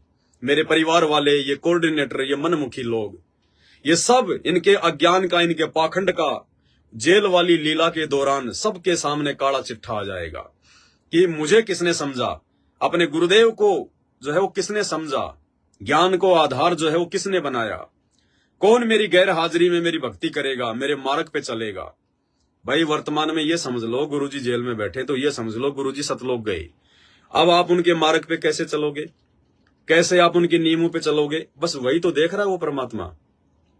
वो परमात्मा हिसार की छोटी जेल में बैठ के आप और हम जो इस काल की 21 ब्रह्मांड रूपी जो इस बड़ी जेल में है, वो परमात्मा वह बैठ के यही तो देख रहा है कि मान लो 2014 बरवाला कांड के बाद में तुम्हारा गुरु सतलोक चला गया, अब पीछे से तुम कैसे मेरे मार्ग पे चलते? अगर मैं परमानेंट ही चला जाता तो तुम तो सत्यानाश कर देते मेरे भक्ति मार्ग का। जब आज ही मेरे रहते सहते, मेरे जेल में रहते सहते तुमने मेरे ज्ञान के विरुद्ध सारे कुकर्म कर डाले, बीजेपी, कांग्रेस, आरक्षणबाजी, गुंडों की सीबीआई जांच, रक्तदान, देहदान, ज्योति पाठ के नाम पे पैसा लूटना, सार शब्द सार नाम पे लूट मचाना, आए दिन भगत समाज को भक्ति ना करके उल्टे सीधे कामों में लगाए रखना। आज वहां विशाल सत्संग है, आज वहां विशाल सत्संग है। अरे क्या करेंगे विशाल सत्संग में जाके? विशाल सत्संग में कोई संत रामपाल जी स्वयं आ रहे हैं क्या? अरे उन विशाल सत्संग में क्या होगा है? वही डीवीडी पे, वही टेलीविजन पे 1 घंटे का सत्संग चला दिया जाएगा। अरे तुम विशाल सत्संग में जाओगे, आओगे, 2 घंटे 4 घंटे बर्बाद करोगे, अपना डीजल पेट्रोल फूकोगे, हैं? अरे वहां इतनी सारी भीड़ होगी, वहां कोई बच्चा रो रहा है, कोई औरतें बात कर रही हैं, कोई खाना खा रहा है, कोई चाय पी रहा है, हैं? पू पा पी पा हो रही है, तुम वहां पे सत्संग सुनोगे? अरे जो विशाल सत्संग सुनने के लिए तुम जा रहे हो और तुम्हारे को छोटा सा भी सत्संग वहां पे सुनने को नहीं मिलेगा, तुम्हारी समझ में नहीं आएगा। वो सत्संग जो तुम आने जाने में समय बर्बाद करोगे, इतने में तो अपने घर पे बैठकर अपना मकान अंदर से बंद करके चिड़िया की भी आवाज नहीं आएगी, शांति से बैठ के सुनो कि गुरुदेव क्या कह रहे हैं। विशाल सत्संग, आधा घंटे सत्संग चला के और फिर कहेंगे भाई गुरुजी का आदेश आ गया, बीजेपी को वोट डालना है। ये था उनका विशाल सत्संग, ये है उनका विशाल सत्संग। टोटल काल प्रेरित, टोटल काल के दूत गुरुजी के परिवार वाले, बेटा बेटी, भाई बंधु, रिश्तेदार, ये कोऑर्डिनेटर, इनका केवल एक ही मकसद है काल प्रेरणा से कि संत रामपाल जी की सारी संगत को मेरी गोद में बैठा दो, बस मेरा आहार बना दो।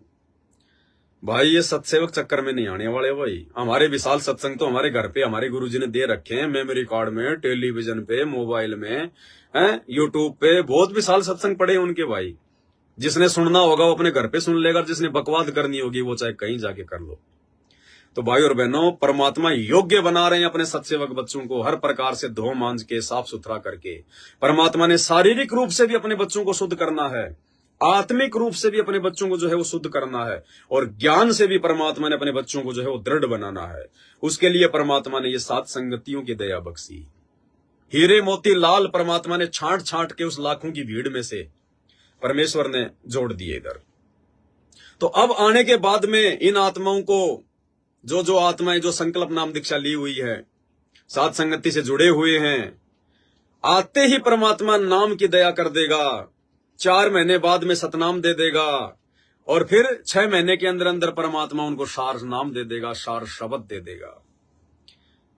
इसलिए परमात्मा ने ये लीला रची है पूरी, ये खेल खेला है परमात्मा ने कि पहले मैं छांट तो लूं कि मेरे हैं कितने एक, अरे कोयल के बच्चे हैं कितने और कौवे के कितने घुसे हुए हैं।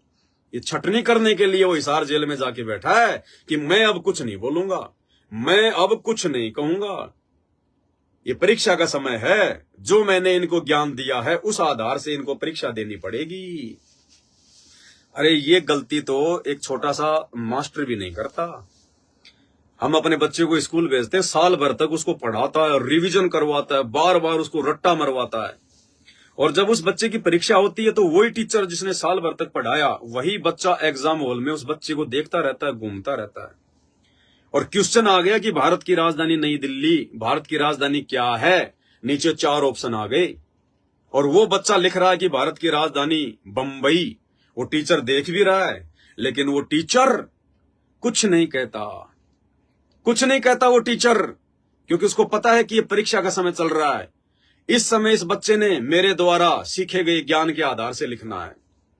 और यदि कोई टीचर उस परीक्षा के समय अगर बच्चे की हेल्प करता है, मदद करता है, तो वो टीचर नहीं है, वो दुश्मन है, उसका दुश्मन। और उस बच्चे को भी इस बात का अच्छे से पता है। वो बच्चा जो एग्जाम दे रहा है और उसको कोई बात समझ में भी नहीं आ रही और वो टीचर भी वही खड़ा है जिस टीचर ने उसी बात को सैकड़ों बार उसको समझाया। वो बच्चा भी नहीं पूछेगा, वो बच्चा भी परीक्षा के समय अपने टीचर से कोई सवाल जवाब नहीं करता, क्योंकि उस बच्चे को पता है कि मेरी परीक्षा चल रही है। अगर मैं पूछूंगा तो भी ये टीचर मुझे नहीं बताएगा। तो भाई और बहनों, वर्तमान में परीक्षा चल रही है। 28 साल से संत रामपाल जी ने ज्ञान दिया, सैकड़ों बार सृष्टि रचना बताई, सैकड़ों बार कहानी किस्से बताए, क्या सही है क्या गलत है, काल हमारे को कैसे ठगेगा, कहां ठगेगा, भक्ति मार्ग में तुम्हें कौन से कार्य करने चाहिए, कौन से कार्य नहीं करने चाहिए, किस पर तुम्हारे को विश्वास करना चाहिए, अपने गुरु पर या अपने गुरु के परिवार पर, आंख बंद करके चलना चाहिए या कैसे चलना चाहिए। टीचर ने 28 साल तक ज्ञान दिया। 2014 से हमारी परीक्षा शुरू हो गई, टीचर जाके जेल में बैठ गया। अब यदि कोई बच्चा यदि टीचर के पास में कोई प्रार्थना भेजता है हिसार जेल में, या कोई प्रार्थना लगवाता है सतलोक आश्रम के नंबरों पर कि भगत जी मेरी ये प्रार्थना मेरी गुरुजी तक पहुंचा दो, मेरी ये प्रार्थना गुरुजी तक पहुंचा दो, तो वो बच्चा नहीं, वो मूर्ख है, मूर्ख है। अरे परीक्षा चल रही है नालायक, ज्ञान को आधार बना, सत्संग सुन, अपने समस्याओं का खुद समाधान कर। टीचर के पास में भेजने से कोई फायदा नहीं है और ना ही वो टीचर बताएगा परीक्षा के समय में। अगर टीचर ने बता दिया तो फिर वो परीक्षा काहे की, फिर तो ड्रामा है, ढोंग है, पाखंड है। तो भाई ये परीक्षा चल रही है और इस समय ऐसा ही हो रहा है। संत रामपाल जी हिसार जेल से किसी को कोई आदेश नहीं दे रहे, ना बीजेपी को वोट डालने के, ना कांग्रेस को वोट डालने के, ना धनाना में आश्रम बनाने के, ना जगह जगह आश्रम बनाने के, ना स्टेडियम बनाने के, ना गुंडों की सीबीआई जांच करवाने के, ना जाट आरक्षण के, ना रक्तदान के, ना देहदान के, ना पाखंड के। परीक्षा चल रही है। परीक्षा के समय जो मूर्ख बच्चे हैं, जो अज्ञानी बच्चे हैं, उनके बेटा बेटी भाई बंधु रिश्तेदार, वो जाकर उनसे सवाल करते हैं, क्योंकि सत्संग ढंग से सुने नहीं, दिमाग में उनकी बातें आई नहीं। वो उस परीक्षा के समय में अपनी मूर्खता का परिचय देते हुए गुरु को मानुस मानकर वो जाकर उनसे बातें करते हैं कि गुरुजी, हाँ भाई, क्योंकि मिलाई तो होती है, जो ब्लड रिलेशन वाले हैं वो मिल सकते हैं गुरुजी से, वकील मिल सकते हैं, तो वकीलों को तो अपनी वकालत से मतलब है। अब जो उनके परिवार वाले वो जाते हैं परीक्षा के समय में, गुरुजी, हाँ जी गुरुजी एक बात है, बोलो भाई क्या बात है। गुरुजी हरियाणा में बीजेपी सरकार का बहुत अच्छा माहौल है, गुरुजी अब की बार हरियाणा में बीजेपी सरकार ही आएगी, और गुरुजी यदि हम हरियाणा सरकार को, बीजेपी सरकार को अगर सपोर्ट कर दें, अगर भक्तों से वोट डलवा दें, तो गुरुजी बीजेपी सरकार को भी ये हो जाएगा कि बाबा रामपाल तो हमारे समर्थन में है। गुरुजी हो सकता है आपको जमानत मिल जाए, गुरुजी हो सकता है आप जी जो है जमानत पे बाहर आ जाओ। तो परीक्षा चल रही है। उस शिष्य ने तो अपनी मूर्खता दिखा दी, बच्चे ने तो परीक्षा के समय में अपनी मूर्खता दिखा दी गुरु से ये बातें बोल के। अब गुरु क्या करेगा परीक्षा के समय में? गुरु ये कहेगा, अच्छा, और वाह भाई वाह, बहुत अच्छी बात है, अरे अगर ऐसी बात है तो देख लो भाई, अगर थन बेरा है कि बीजेपी सरकार आवेगी और बीजेपी सरकार अगर मेरी जमानत करवा देगी और तुम्हें पूरा यकीन है तो भाई देख लो, बहुत अच्छी बात है भाई। मैं तो जेल में बैठा हूं, मैंने तो बेरा को नहीं भाई, बीजेपी का माहौल है, कांग्रेस का माहौल है भाई, तुम बाहर हो, तुम्हारे को अच्छे से पता है कि क्या है और क्या नहीं है, तो तुम देख लो भाई, बहुत अच्छी बात है। टीचर यही कहेगा। अब टीचर ने ये बात बोल दी, अब इन्होंने टीचर की इस बात को संगत में आदेश बना के पारित कर दिया, पीला पर्चा लगा के पारित कर दिया कि गुरुजी का आदेश आ गया, बीजेपी को वोट डाल दो, गुरुजी का आदेश आ गया, बीजेपी को वोट डाल दो। गुरुजी के खोपड़ी में कोई खुजली चल रही है क्या जो जबरदस्ती कहेगा कि बच्चों बीजेपी को वोट दो? तुम लोगों ने परीक्षा के समय मूर्खता दिखाई, गुरुजी के सामने जाके ये बात की, तो गुरु कोई बालक नहीं है, गुरु को पता है इस बात का कि अगर इसमें दिमाग होता तो मेरे पास में आता ही नहीं। अरे अगर गुरु को भगवान मान लिया तो भगवान किसी राजनीतिक पार्टी के जो है जमानत के भरोसे बैठा है क्या? किसी राजनीतिक पार्टी किसी प्रशासन की औकात है क्या जो गुरु को जेल में बैठा देगी? लेकिन टीचर ने भी देख लिया कि इनमें इतनी बुद्धि है और ये ड्रामा तो ये रचेंगे, इसमें कोई संशय नहीं है।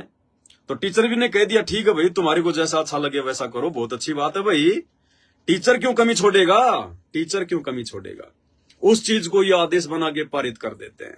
गुरुजी, हाँ भाई गुरुजी संगत बहुत ज्यादा बढ़ रही है। अच्छा हाँ गुरुजी, हजारों लाखों लोग नाम ले रहे हैं। अच्छा हाँ गुरुजी, आश्रम थोड़े पड़ गए। गुरुजी महाराष्ट्र में बहुत लोग नाम ले रहे हैं। गुरुजी वहां एक आश्रम खोल दें। और खोल दो भाई, बहुत अच्छी बात। गुरुजी राजस्थान में बहुत लोग जुड़ रहे हैं। हाँ भाई खोल दो, क्या दिक्कत है? गुरुजी उत्तर प्रदेश में बहुत लोग जो है आपका ज्ञान सुन रहे हैं, समझ रहे हैं। गुरुजी हम उत्तर प्रदेश में आश्रम खोल दें। और खोल दो भाई, कोई दिक्कत नहीं है। गुरु क्यों मना करेगा भाई? अरे इतना विचार जब उस भगत ने नहीं लगाया, परीक्षा के समय में उस शिष्य ने नहीं लगाया कि तेरा गुरु एक छोटे से बरवाड़ा के आश्रम में बैठ के 16 एकड़ के आश्रम में बैठकर 16 एकड़ में जो है मतलब कि पंडाल भी बना हुआ है, भंडारा भी बना हुआ है, लेटरिन बाथरूम भी बने हुए हैं। एक छोटे से 16 एकड़ के आश्रम में बैठकर तेरे गुरु ने 22 साल तक पूरी दुनिया को ज्ञान समझाया, पूरी दुनिया को नाम दिया। क्या उस समय महाराष्ट्र से लोग नहीं आते थे?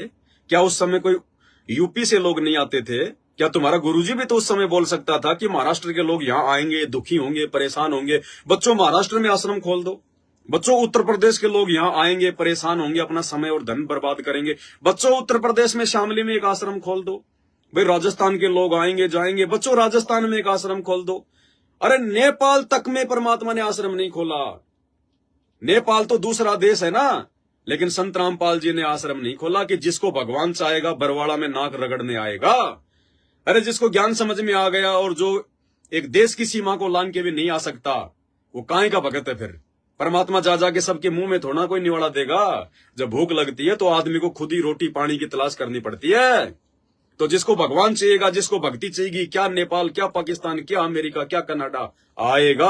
और आया करते थे। पूरे विश्व में केवल एक ही आश्रम था, जबकि 10-15 देशों के लोगों ने नाम ले रखा था।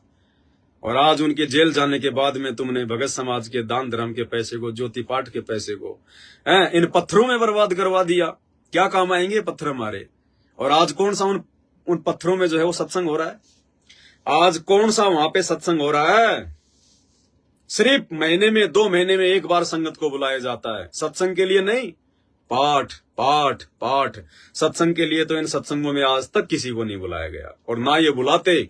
जब भी बुलाते हैं महीने 2 महीने में कबीर प्रगट दिवस, सतगुरु अवतरण दिवस, गरीबदास जी का बोध दिवस, फलाने का निर्वाण दिवस, फलाने का फंडा दिवस है, उस दिन बुलाते हैं। ज्योति पाठ, पाठ चल रहा है, पाठ कराओ, पाठ कराओ। एक दिन से ज्यादा किसी को रुकने नहीं देते, क्योंकि ये इनकी अपनी खुद की प्रॉपर्टी है। ये आश्रम नहीं है, इनकी खुद की अपनी प्रॉपर्टी है ये। अरे आश्रम में तो भगत की इच्छा, चाहे 10 दिन रहो, चाहे 15 दिन रहो। किस लिए खोले? तुमने अपने बाप दादाओं की जमीन बेच बेच के आश्रम बनाए हैं, या उन्हीं भक्तों के दान धर्म से आश्रम बनाए हैं, और उन्हीं भक्तों को आश्रम में एक दिन भी रहने की अनुमति नहीं है? हैं? ये ड्रामा, पाखंड इन्होंने अपनी खुद की प्रॉपर्टी समझ रखी है। भगत समाज बेचारा मूर्ख है, पागल है, अज्ञान है, नादान है, समझ नहीं रहा इन बातों को। अरे परमात्मा ने ज्ञान दे दिया, नाम दे दिया, भक्ति दे दी, मर्यादा दे दी, काम धंधा तुम अपनी मेहनत से कर रहे हो, तुम्हें लोगों के तलवे चाटने की जरूरत क्या है? अपने घर पर रहो, घर पर परमात्मा का दरबार बनाओ, घर पे अपनी आरती करो, अपने बच्चों के साथ बैठ के भक्ति करो, अपनी जोत जलाओ, अपने 5 यज्ञ करो। और दान धर्म का पैसा परमात्मा कहते हैं, गुरु बिन माला फेरते, गुरु बिन देते दान, गुरु बिन दोनों निष्फल है, चाहे पूछो वेद पुराण। गुरु बिन दान पुण्य जो कर ही मिथ्या होए कभू न फल ही। जब गुरु जी आएंगे तब दे देना। तुम्हारे पास में तुम कितने लखपति अरबपति हो भाई? अरे तुम्हारे घर में इतने कितने पैसे हो गए कि तुम्हारे घर में आ ही नहीं रहे हैं? जब तुम्हारे गुरु जी आए तब दे देना मेरे भाई। सुपात्र को दोगे तो फायदा मिलेगा, कुपात्रों को चाहे अपनी जमीन बेच के दे दो तो भी नुकसान ही उठाना पड़ेगा। तो भाई और बहनों, बहुत बड़ी मेहर परमात्मा की हम साथ संगत से जुड़े हुए सत्सेवक भाई बहनों के ऊपर। परमात्मा इसी प्रकार से हम साथ संगत वालों पर रजा बनाए रखे, दया बनाए रखे, और परमेश्वर की इस दया के लिए, इस विशेष रहम के लिए भाई और बहनों, शब्द नहीं है परमात्मा की महिमा में। जो दया परमात्मा ने सात संगत पे बख्शी है, सांसद सेवकों पर बख्शी है, शब्द नहीं है वास्तव में। भाई और बहनों, हम हैं वो हीरे मोतीलाल परमात्मा के, हम सात संगत वाले। हमारे लिए आया परमात्मा, गोता मारूं स्वर्ग में जा बैठूं पाताल, गरीब दास ढूंढता फिरूं अपने हीरे मोतीलाल। आप और हमारे लिए आया है परमात्मा, लाखों की भीड़ के लिए नहीं आया। अरे नाम तो आने वाले दिनों में पूरी दुनिया लेगी, क्योंकि एकमात्र यही भगवान होगा, यही भक्ति होगी, सबको पता चल जाएगा। 2028 लास्ट टाइम है युग परिवर्तन का। ये सभी देव देवताओं के ऊपर पैर हो जाएंगे, साधु संत महात्मा सब आपको हॉस्पिटल में जो है ये सड़े हुए मिलेंगे। कहां जाएगी ये दुनिया? रोएगी, चिल्लाएगी। ना कोई मस्जिद में भगवान मिलेगा, ना कोई मंदिर में भगवान मिलेगा, ना चर्च और गुरुद्वारे में मिलेगा। ऊपर हाथ करके रोएंगे, अपनी जान की भीख मांगेंगे। एकमात्र संत रामपाल जी ठिकाना दिखेगा इनको। उस समय तो आएंगे, तो मजबूरी में आएंगे, आना ही है दुनिया को, दूसरा ठिकाना ही नहीं है। तो उस समय तो लूला, लंगड़ा, काना, अंधा, गूंगा, बहरा, ज्ञानी, अज्ञानी सभी संत रामपाल जी के भगत बन जाएंगे। लेकिन जो परिस्थितियां संत रामपाल जी ने वर्तमान में बनाई है एक भगत को तैयार करने की, ये परीक्षाएं आगे नहीं होंगी भाई और बहनों, ये संघर्ष आगे नहीं होगा, ये ज्ञान आधार से चिंतन मनन, ये सात संगति के वीडियो आगे नहीं बनेंगे। ये ऐसी परिस्थितियां बनाई है संत रामपाल जी ने 2014 के बाद से, इनका कोई जवाब नहीं है। अरे आगे क्या संघर्ष होगा? पूरी दुनिया सत्साहिब करेगी, पूरी दुनिया सत्साहिब करेगी। कौन संघर्ष है? आप चाहे कहीं भी जाओ, कहीं भी आओ, कहीं भी मालिक की कोई चर्चा करो, सब संत रामपाल जी के भगत हो जाएंगे। देव देवताओं की औकात का सबको पता चलेगा, अल्लाह मौला राम रहीम की औकात का सबको पता चल जाएगा। मंदिर, मस्जिद, चर्च, गुरुद्वारे, ये पाखंड सबके सामने आ जाएंगे। कौन तुम्हारा विरोध करेगा? एक किराने की दुकान वाला भी सत साहेब, बस में जाओगे जो कंडक्टर सत साहेब, ड्राइवर भी सत साहेब, आप ट्रेन में जाओगे 100 में से जो 90% लोग होंगे सत साहेब, सत साहेब, सत साहेब। कहां संघर्ष होगा भाई? कौन तुम्हारा विरोध करेगा? ना ज्ञान आधार से कोई चर्चा होगी, हैं? क्या सेवा होगी? कोई सेवा नहीं होगी। सेवादार तो हमने देखे कहां है, अब आएंगे सेवादार। क्या सेवा करोगे? क्या संघर्ष करोगे? ना ये परिस्थितियां बनेंगी ऐसी, ना कोई गलती करेगा जो ज्ञान आधार से फिर तुम लोगों को समझाओगे। सतलोक ले जाने के लिए परमात्मा ने जिन आत्माओं को छाटना है, ये भाई और बहनों 2014 बरवाला कांड के बाद से लेकर जब तक संत रामपाल जी सार जेल से बाहर नहीं आ जाते तब तक। मैं ये नहीं कहता कि उनके जेल से आने के बाद जो दुनिया नाम लेगी वो सतलोक नहीं जाएगी, नहीं। वो संत रामपाल जी जाने, उनका काम जाने। वो कौन से जन्म में भेजेंगे, वो कब भेजेंगे, वो जाने, उनका काम जाने।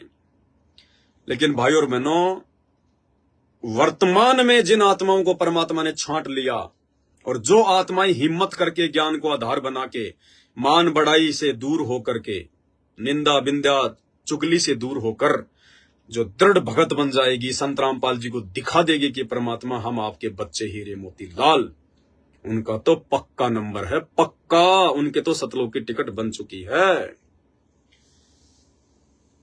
बाकी कौन जाएगा, कौन बचेगा, गारंटी नहीं है इस बात की, क्योंकि वो परिस्थितियां नहीं बनेंगी। ये गोल्डन चांस है। इस गोल्डन चांस में परमात्मा ने हमें सात संगतियों से जोड़ दिया। देखो, जैसे गुरुजी कहते हैं कि बच्चों तुम सतलोक जाओ, फिर तुम्हारे बच्चे भी आ जाएंगे तुम्हारे पीछे पीछे। भाई ये एक जो है बल्कि मन डांटने वाली बात है। हमारे बच्चे तो आएंगे सतलोक, क्योंकि वर्तमान में हम हैं और वर्तमान में हमारे जो बच्चे हैं, और गुरुजी के रहते सहते यदि हमारे कोई पोता पोती भी हो गए, और यदि उन्होंने भी संत रामपाल जी से नाम ले लिया और आजीवन मर्यादा में रहे, तो वो भी सतलोक जाएंगे। लेकिन उसके बाद नहीं, उसके बाद तो खाली जो है वो कलम चढ़ेगी। उनको फिर जन्म मिलते रहेंगे मनुष्य के, सतयुग जैसा माहौल हो जाएगा। लाखों साल धरती पर कोई किसी को दुखी नहीं करेगा, कोई परेशान नहीं करेगा। वो आत्माएं सुख भोगेंगी, लेकिन पार नहीं हो पाएंगी। पार होने के लिए तो भाई परमात्मा कहते हैं सारी प्रोसीजरों से पार होना पड़ता है। अब क्या कहते हैं परमात्मा हमारा जो की मन डांटने के लिए कि बच्चों तुम सतलोक जाओ, पीछे से अपने बच्चों की टेंशन ना करना, धीरे धीरे तुम्हारे बच्चे भी सतलोक में आ जाएंगे, धीरे धीरे तुम्हारे बच्चे भी सतलोक में आ जाएंगे, तुम्हारे माता पिता भी सतलोक में आ जाएंगे। अब भाई और बहनों एक बात बताओ, आज मैंने नाम ले रखा है, ठीक है, और मान लीजिए मेरे माता पिता ने नाम नहीं लिया, मेरे माता पिता ने मान लीजिए नाम दीक्षा नहीं ली, वो संत रामपाल जी की भक्ति नहीं करते, और मुझे संत रामपाल जी कह रहे हैं कि बेटा आपका तो मोक्ष पक्का है, टेंशन ही मत लो, और फिर आपका ये परिवार धीरे धीरे वहां आ जाएगा, यही आपके माता पिता, यही आपके भाई बहन, आपके बेटा बेटी सब धीरे धीरे करके सतलोक में आ जाएंगे और आपका एक परिवार बन जाएगा। भाई और बहनों, ये परिवार हमें सतलोक में नहीं मिलेगा, और ना हमें कोई ये इच्छा होनी चाहिए कि इस यहां पर हमारे जो बेटा बेटी, जो माता पिता हैं, वो ही हमें सतलोक में मिले। वो भी हमारी सबसे बड़ी कमजोरी हो जाएगी। अकेला आया था, हमें ध्यान है क्या कि साथ में मेरे माता पिता ने भी सतलोक में हाथ खड़ा किया था। आपको याद है कि सतलोक में आपके बेटा बेटी, आपके रिश्तेदार, आपके भाई बंधु ने भी हाथ खड़ा किया था कि मैं भी जाऊंगा उस काल के साथ में। तो यहां से पूरे परिवार का ठेका क्यों ले रहे हो कि मेरे माता पिता भी सतलोक में जाने चाहिए, मेरे बेटा बेटी भी सतलोक में जाने चाहिए। उनके अपने कर्म, उनके अपने संस्कार, वो जाए ना जाए, वो कब जाए, उनकी मर्जी, उनकी मौज। हम क्या कर सकते हैं इसमें? मन में भी नहीं रखनी ये चीज। और देखो, परमात्मा हमारा मन डांटने के लिए बोलते हैं कि तुम्हारा यही परिवार वहां इकट्ठा हो जाएगा। मेरे माता पिता ने मान लीजिए नाम नहीं ले रखा, और मैंने बहुत अच्छी भक्ति कर ली, और मेरा शरीर छूट गया, तो शरीर छूट गया तो परमात्मा तो मर्यादित भगत को सतलोक में भेजेंगे, तो मुझे परमात्मा सतलोक ले गए। अब एक बात बताओ, मेरे माता पिता ने तो भक्ति शुरू नहीं की संत रामपाल जी की, फिर सतलोक में जब मेरा वहां पे जब मतलब जन्म होगा तो कौन से माता पिता से होगा? वो जिन्होंने संत रामपाल जी का नाम ही नहीं लिया, जिन्होंने भक्ति नहीं करी, जो मर गए। और मेरा सतलोक जाने का टाइम हो गया, मुझे गुरुजी सतलोक ले गए, तो सतलोक में मुझे कौन से माता पिता मिलेंगे? अगर यही परिवार अगर सतलोक में मिलेगा तो यहां वाले माँ बाप ने तो नाम ही नहीं लिया, और उनसे पहले तो मैं सतलोक चला गया, तो वहां मेरा जो जन्म होगा वो कौन से माता पिता से होगा? विचार करो भाई और बहनों, क्योंकि सतलोक जाएंगे तो एक बार तुम्हारा जन्म होगा ही होगा, और जन्म कैसे होगा? वहां पे माता पिता से होगा, उनके शब्द से होगा। तो कौन से माता पिता से हुआ? तो नए माता पिता मिल गए ना, या फिर ये वाले माता पिता परमात्मा ने भेजे, फिर मेरे को जन्म दिया, फिर वापस छोड़ा इन माता पिता को। तो इसी प्रकार भाई और बहनों, जो बेटा बेटी हैं, हमने उम्मीद नहीं करनी कि ये बेटा बेटी मेरे सतलोक में आए, तो फिर वो तो फिर ममता हो गई। अगर आपके मन में ये इच्छा हुई कि भगवान मेरा तो नंबर आ गया सतलोक का, और गुरुजी ने तो कह रखा कि तेरे बेटा बेटी भी आ जाएंगे, तो फिर तो हमें हमेशा एक मन की वो रहेगी मन में कि मेरा बेटा बेटी कब आएंगे, मेरे बेटा बेटी कब आएंगे, आएंगे कि नहीं आएंगे।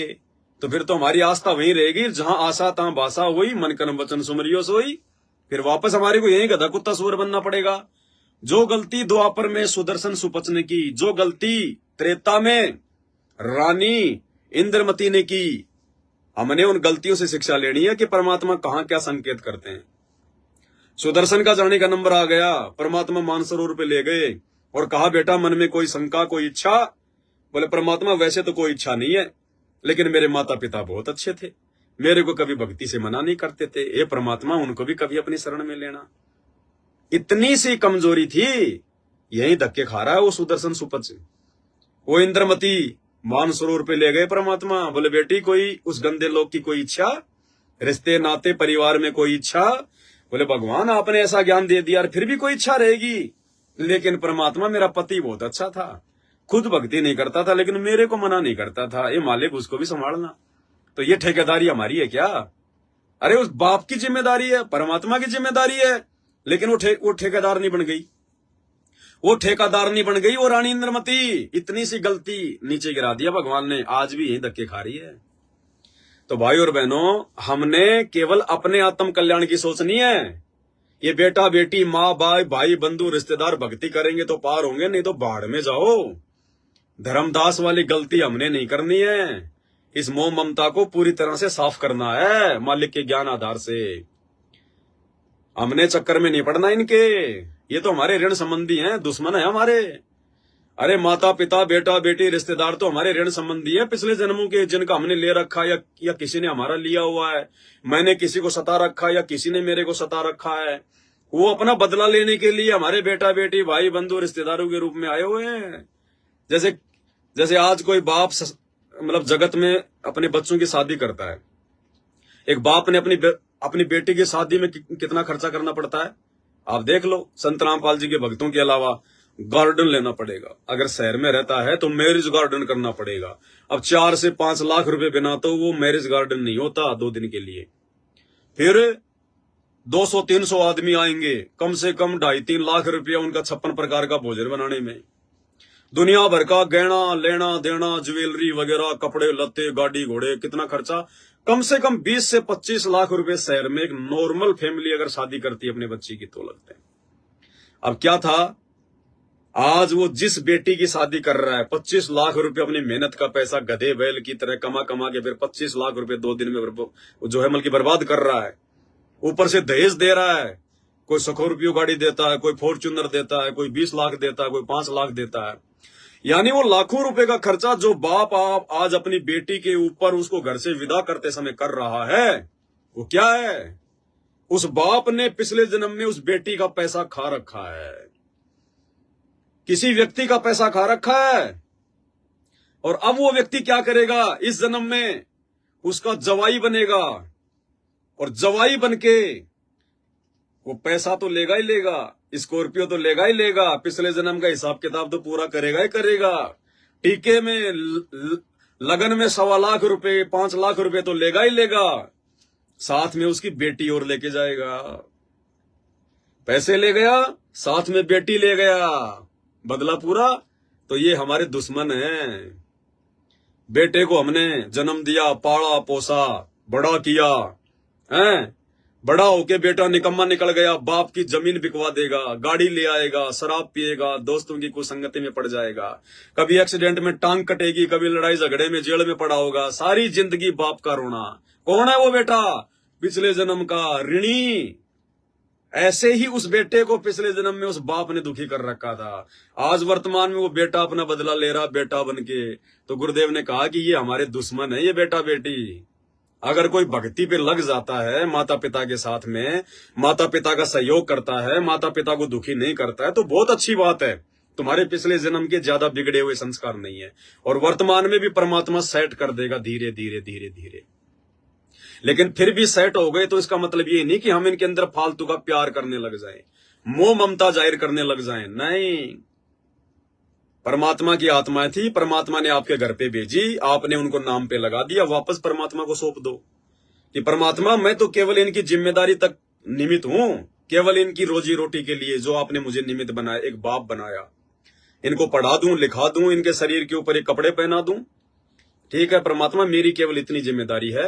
बाकी परमात्मा ये भगत बनेगा या मेरा दुश्मन बनेगा, सतलोक जाएगा, नरक में जाएगा, ये आप जानो, ये आपका बेटा जाने, ये मेरा बेटा नहीं है। मेरे तो ऐसे ऐसे ना जाने कितने बेटे हो चुके हैं, कितने जन्म में गधा रह चुका हूं, मैंने कितने गधे पैदा कर दिए, कितने जन्मों में मैं कुत्ता रह चुका हूं, मैंने कितने कुत्ते पैदा कर दिए, कितने जन्मों में मैं इंसान रह चुका हूं, मैंने कितने इंसान पैदा कर दिए। मेरा कौन सा बेटा है? इसके जैसे ना जाने कितने बेटा बेटी मैंने पैदा करके छोड़ दिए।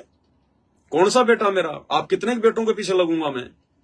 तो केवल इस भाव से हमारी जिम्मेदारी है कि बच्चों को भी मालिक के नाम पे लगाएं, उनके मार्ग में लगाएं, हर संभव उनको समझाएं। लेकिन समझना ना समझना भाई और बहनों, ये हमारी जो है कोशिशों के ऊपर नहीं है, ये तो उस बेटा बेटी के संस्कार के ऊपर है। इसलिए यदि किसी के बेटा बेटी ऐसे निकम्मे भी हो, नाम लेकर भी अगर भक्ति ना करें, तो उस भगत ने उसकी टेंशन छोड़ देनी चाहिए। वो चाहे बेटी है चाहे बेटा है। एक बहन का फोन आया कि मेरी बेटी जो है 13-14 साल की है, निकम्मी हो गई है, नाम दीक्षा मैंने उसको दिला दी थी लेकिन दोस्तों की कुसंगति में पड़ के अब उसने भक्ति छोड़ दी, मुझे भी दुखी करती है और मैं भी टेंशन में रहती हूँ। तो दास ने तो उस बहन को ये समझाया, इसी आधार से समझाया जो सारी बातें यहां बताई है कि बहन जी छोड़ दो उसको, आपकी जिम्मेदारी है अपने बेटा या बेटी को समझाने की, परमात्मा के नाम पे लगाने की। अगर नहीं लगता है या नाम लेकर भी बकवाद करता है, आपकी बात नहीं मानता है, वही बकवादे करता है, तो देखो अगर छोटा बच्चा हो 2, 4, 5 साल का, उसको तो हम मार लें, पीट लें, थप्पड़ थुप्पड़ लगा लें, उसको डरा दें। वो जवान हो गया, हमारे बराबर हो गया, 13, 14, 15 साल का हो गया, अब उसको मारे तो भी अच्छा नहीं लगता। उसको बार बार समझा सकते हैं, प्रार्थना कर सकते हैं। फिर भी यदि वो बेटा या बेटी अपनी हरकतों से बाज नहीं आती है, तो भाई और बहनों ये समझ लेना कि वो तेरे दुश्मन है। नारायण दास की तरह काल ने धर्मदास के घर में भेजा हुआ है। वो बेटा तेरा नहीं है, वो बेटी तेरी नहीं है, और ना वो परमात्मा का है। परमात्मा का होता तो परमात्मा के नाम पे लगता, परमात्मा की भक्ति करता। वो बेटा बेटी ना तो तेरा है ना वो परमात्मा का है, वो कौवे का है, वो काल की औलाद है, काल की संतान है। और काल की संतान को एक या दो बार समझाया जा सकता है, मार पिटाई नहीं की जाती। जैसे ये मैनेजमेंट वाले गुरुदेव के बेटा बेटी, ये काल की संतान है। परमात्मा ने मुझे जेल करवा दी, परमात्मा ने मेरे ऊपर मुकदमा करवा दिया, परमात्मा ने मुझे गुरुद्रोही कह दिया, क्योंकि उनको पता था कि वो मेरा बेटा है, वो बुरा नहीं मानेगा, मन में शंका भी नहीं लाएगा। लेकिन उन काल के एजेंटों को परमात्मा ने कुछ नहीं कहा। उनका हिसाब किताब तो आने वाले समय में उनके जो है कर्मों के आधार से होगा। तो जो अपना होता है उसको तो अपन समझा सकते हैं, लेकिन जो काल का है उसको नहीं समझा सकते। तो एक दो बार समझाओ, नहीं समझता है तो चाहे बेटा हो चाहे बेटी हो, जो भी वो कर्म कुकर्म करता है उसको फ्री छोड़ दो। फ्री उसको कह दो कि भैया इस घर में तो बकवाद देखो मैं करने नहीं दूंगा, इस घर में तो बकवाद होगी नहीं। अपने यार दोस्त वगैरह अपने बाहर तक सीमित रखना, इस घर में बकवाद नहीं होगी, इस घर में फालतू की कोई खाना पीना उल्टी सीधी चीजें नहीं होंगी। बाहर आपने जो बकवाद करनी है आप करो, ना करो आपकी मर्जी, उसको करने दो। वो बेटी अगर कुसंगति में पड़ गई है, उसने अगर बॉयफ्रेंड बना लिया है, उसको बनाने दो उसको बॉयफ्रेंड। वो बॉयफ्रेंड उसका शोषण करेगा। कौन बॉयफ्रेंड होता है, किसका बॉयफ्रेंड होता है? ये 4 दिन की जवानी है भाई साहब, भेड़ के बच्चे में भी आती है, वो भी फुदकता है, अंत में वो कसाई के नीचे आता है। तो ये 4 दिन की जवानी है, हार्मोन शरीर में जो है मतलब कि स्रावित होते हैं।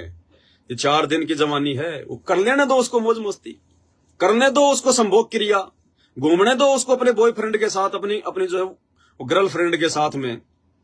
यहां कोई जब एक बात बताओ, जब तुम अपने माँ बाप के नहीं हो रहे, जो तुम्हारे को सही रास्ता दिखा रहे हैं, तुम्हारे को सच्चा रास्ता दिखा रहे हैं, जो बेटा बेटी अपने माँ बाप के नहीं हो सके, उस बेटा बेटी का वो बॉयफ्रेंड कहां से हो जाएगा, वो गर्लफ्रेंड उसकी कहां से हो जाएगी? हमें गुरुजी सत्संग में एक किस्सा सुनाते हैं कि ऐसे ही कोई निकम्मा बेटा था और उसकी माँ बेचारी विधवा हो गई थी। बड़ी मुश्किल से पाल पोस के अपने बच्चे को उसने बड़ा किया। बड़ा होके वो लड़का कुसंगति में पड़ गया, एक जो मतलब वेश्या के चक्कर में पड़ गया। और वेश्या ने उसे कहा कि मुझे तेरी माँ का जो है दिल निकाल के लेके आ। पहले आता था, ये गाने वगैरह भी आते थे, किस्से भी आते थे पहले, लेकिन परमात्मा ने बताया कि भले ही ये कहानियां हैं लेकिन इनको हकीकत समझना चाहिए। उस वेश्या ने कहा कि मुझे अपनी माँ का दिल लाके दे, तब मैं तेरे से प्यार करूं, तब मैं तेरे से शादी करूं। वो निकम्मा लेके चक्कू निकल पड़ा, अपनी माँ को मार दिया। माँ का जो दिल है, जो कलेजा है, वो लेके चल पड़ा। रास्ते में दारू पी रखी थी, नशे में था, रास्ते में ठोकर लग गई, वो कलेजा हाथ से छूट के नीचे गिर गया। तो गुरुदेव ने बताया कि वो कलेजे से भी आवाज निकली कि बेटा तुझे चोट तो नहीं लगी, बेटा तुझे चोट तो नहीं लगी। यानी माँ बाप की ममता न्यारी होती है। वो लेके कलेजार उस वेश्या के पास गया, तो वेश्या ने भी उसको धमका दिया, उसको थप्पड़ मारे। बोला निकल जा नालायक यहां से, कमीने। बोला क्यों, जो तूने कहा मैंने वही तो किया। बोले रे गधे इंसान, जो अपने माँ बाप का नहीं हो सका। अरे तू मुझे क्या जानता, तू मुझे क्या पहचानता? 4 दिन पहले तेरा मेरा संपर्क हुआ है। जिस माँ ने तेरे को सूखे में सुलाया, खुद जो है गीले में सोई, जिसने 9 महीने अपने पेट में रखा, अपने पेट को चीर के तेरे को बाहर निकाला, मजदूरी करके लोगों का झाड़ू पोछा करके जिस माँ ने तेरे को पढ़ाया लिखाया, इस लायक बनाया। अरे गधे इंसान, तू उस माँ का नहीं हो पाया, तुम मुझ वेश्या का क्या होगा? तू मेरा कैसे हो सकता है? मुझे भी ऐसे धोखा देगा। तो ना घर का ना घाट का, धोबी का जो है कुत्ता बन के फिर वो रहा। तो इसी प्रकार ये बेटा बेटी जो आज हमारी बात नहीं मान रहे ना, इनको ज्यादा इनको वैल्यू मत दो, ज्यादा इनको महत्व दे दो। आप इनके तरफ से ज्यादा टेंशन मत लो। नहीं, हमें तो टेंशन फ्री रहना है। चिंता तो हरि नाम की और न चिंता दास, जो कोई चिंता नाम बिना सोए काल की फांस। व्यर्थ में लड़ाई झगड़ा नहीं करना, घर में बकवाद करने के लिए कोई जगह नहीं है। बाहर जाके जो मर्जी बकवाद करो, वो कर्म तो खुद ने भोगने पड़ेंगे। ये 4 दिन की जवानी है, ये सब में आती है। कोई सदुपयोग कर देता है, कोई दुरुपयोग कर देता है, और उसको पता चल जाएगा। वो उसका बॉयफ्रेंड, उसकी वो गर्लफ्रेंड, 1-2 साल बाद में चूस चास के सब कुछ करके उसका खात्मा। और जब गुब्बारे की हवा निकल जाएगी ना, तब पता चल जाएगा उनको कि हाँ मुझे क्या करना है, मुझे क्या नहीं करना। उस समय तक वो ठोकर लगे बिना आप चाहे कितना समझा दो उनका, वो आपको उल्टी शिक्षा देंगे, आपकी शिक्षा उनके ऊपर कोई असर नहीं करेगी। तो भाई और बहनों, इसी प्रकार हमने टेंशन नहीं लेनी है, इन बेटा बेटी के चक्कर में नहीं रहना। जो भगवान ने जिम्मेदारी दी है उसको निभाएंगे, उससे ज्यादा कुछ नहीं करेंगे, उससे ज्यादा बेटा बेटी के अंदर नहीं घुसना है। आए मेरा लल्ला, आए मेरा पप्पू, आए मेरी चिंकी, आए मेरी फलानी, अरे मेरा बच्चा, अरे मेरे बच्चे। ये छोटे छोटे बच्चे जो होते हैं ना, 2-2, 4-4, 5-5 साल के, माता पिता ने ज्यादा उनको सिर पे भी नहीं चढ़ाना है भक्ति मार्ग में आने के बाद में। हाँ, अरे मेरा राजा, अरे मेरे राजा, अरे मेरी रानी।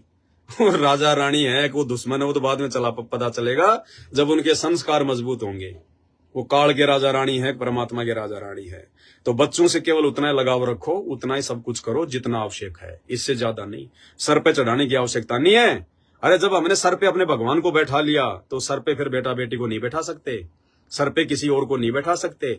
जिस हृदय में हमने अपने गुरुदेव भगवान को बैठा लिया कि गुरु भक्ता मम आत्म सोही और वाक्य हृदय रहूं समोई, जिस हृदय में हमने अपने गुरुदेव भगवान को बैठा लिया उस हृदय में बेटा बेटी के लिए जगह नहीं है।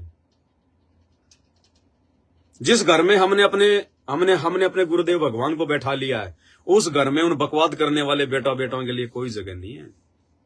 ध्यान रखना इन बातों का भाई और बहनों, तभी हम इस काल को जीत पाएंगे। परमात्मा के ज्ञान से, उनके आशीर्वाद से। ये बेटा बेटी के चक्कर में पड़ के तो गधे कुत्ते बन के यहीं पे सड़ते रहेंगे, धर्मदास की तरह सड़ ही रहा है वो। अब अगर आ गया भगवान की शरण में और मर्यादा में रहेगा, साथ संगति से जुड़ जाएगा तो बेड़ा पार होगा, नहीं तो 650 साल पहले जीवित मरा था, अब भी ऐसे मरेगा। ये भगवान भाई निर्मोही है, किसी का सगा नहीं है। ये सगा उसका है जो इसका सगा बन जाता है, और इसका सगा कौन बनता है? जो इसको अपना बाप मान लेता है। वो हाथ अपना रख दे सिर पर जिसने मान गुरु को बाप लिया, जिसने ना विनाशी का नाप लिया, उन्हें जाने अजपा जाप लिया, विषयों से मुखड़ा मोड़ लिया, सायब से नाता जोड़ लिया। देखो सारी बातें वही आ रही हैं। कब बनेंगे हम भगत? कब हम अपने गुरुजी के हृदय में समाएंगे? विषयों से मुखड़ा मोड़ लिया, काम क्रोध लोभ लालच अहंकार ये विषय विकार है। विषयों से मुखड़ा मोड़ लिया, सायब से नाता जोड़ लिया। साहिब से नाता जोड़ने का मतलब फिर ये रिश्तेदार यार दोस्त ये फलाने ये दुनियादारी वाले कुछ नहीं, बीजेपी कांग्रेस आरक्षण फारक्षण गुंडों की सीबीआई जांच कोई मतलब नहीं। हमें बाढ़ में जाए दुनिया, हम बिरानी आग में क्यों जले? हम बिरानी आग में क्यों जले? विषयों से मुखड़ा मोड़ लिया, साहिब से नाता जोड़ लिया, फिर क्या होगा?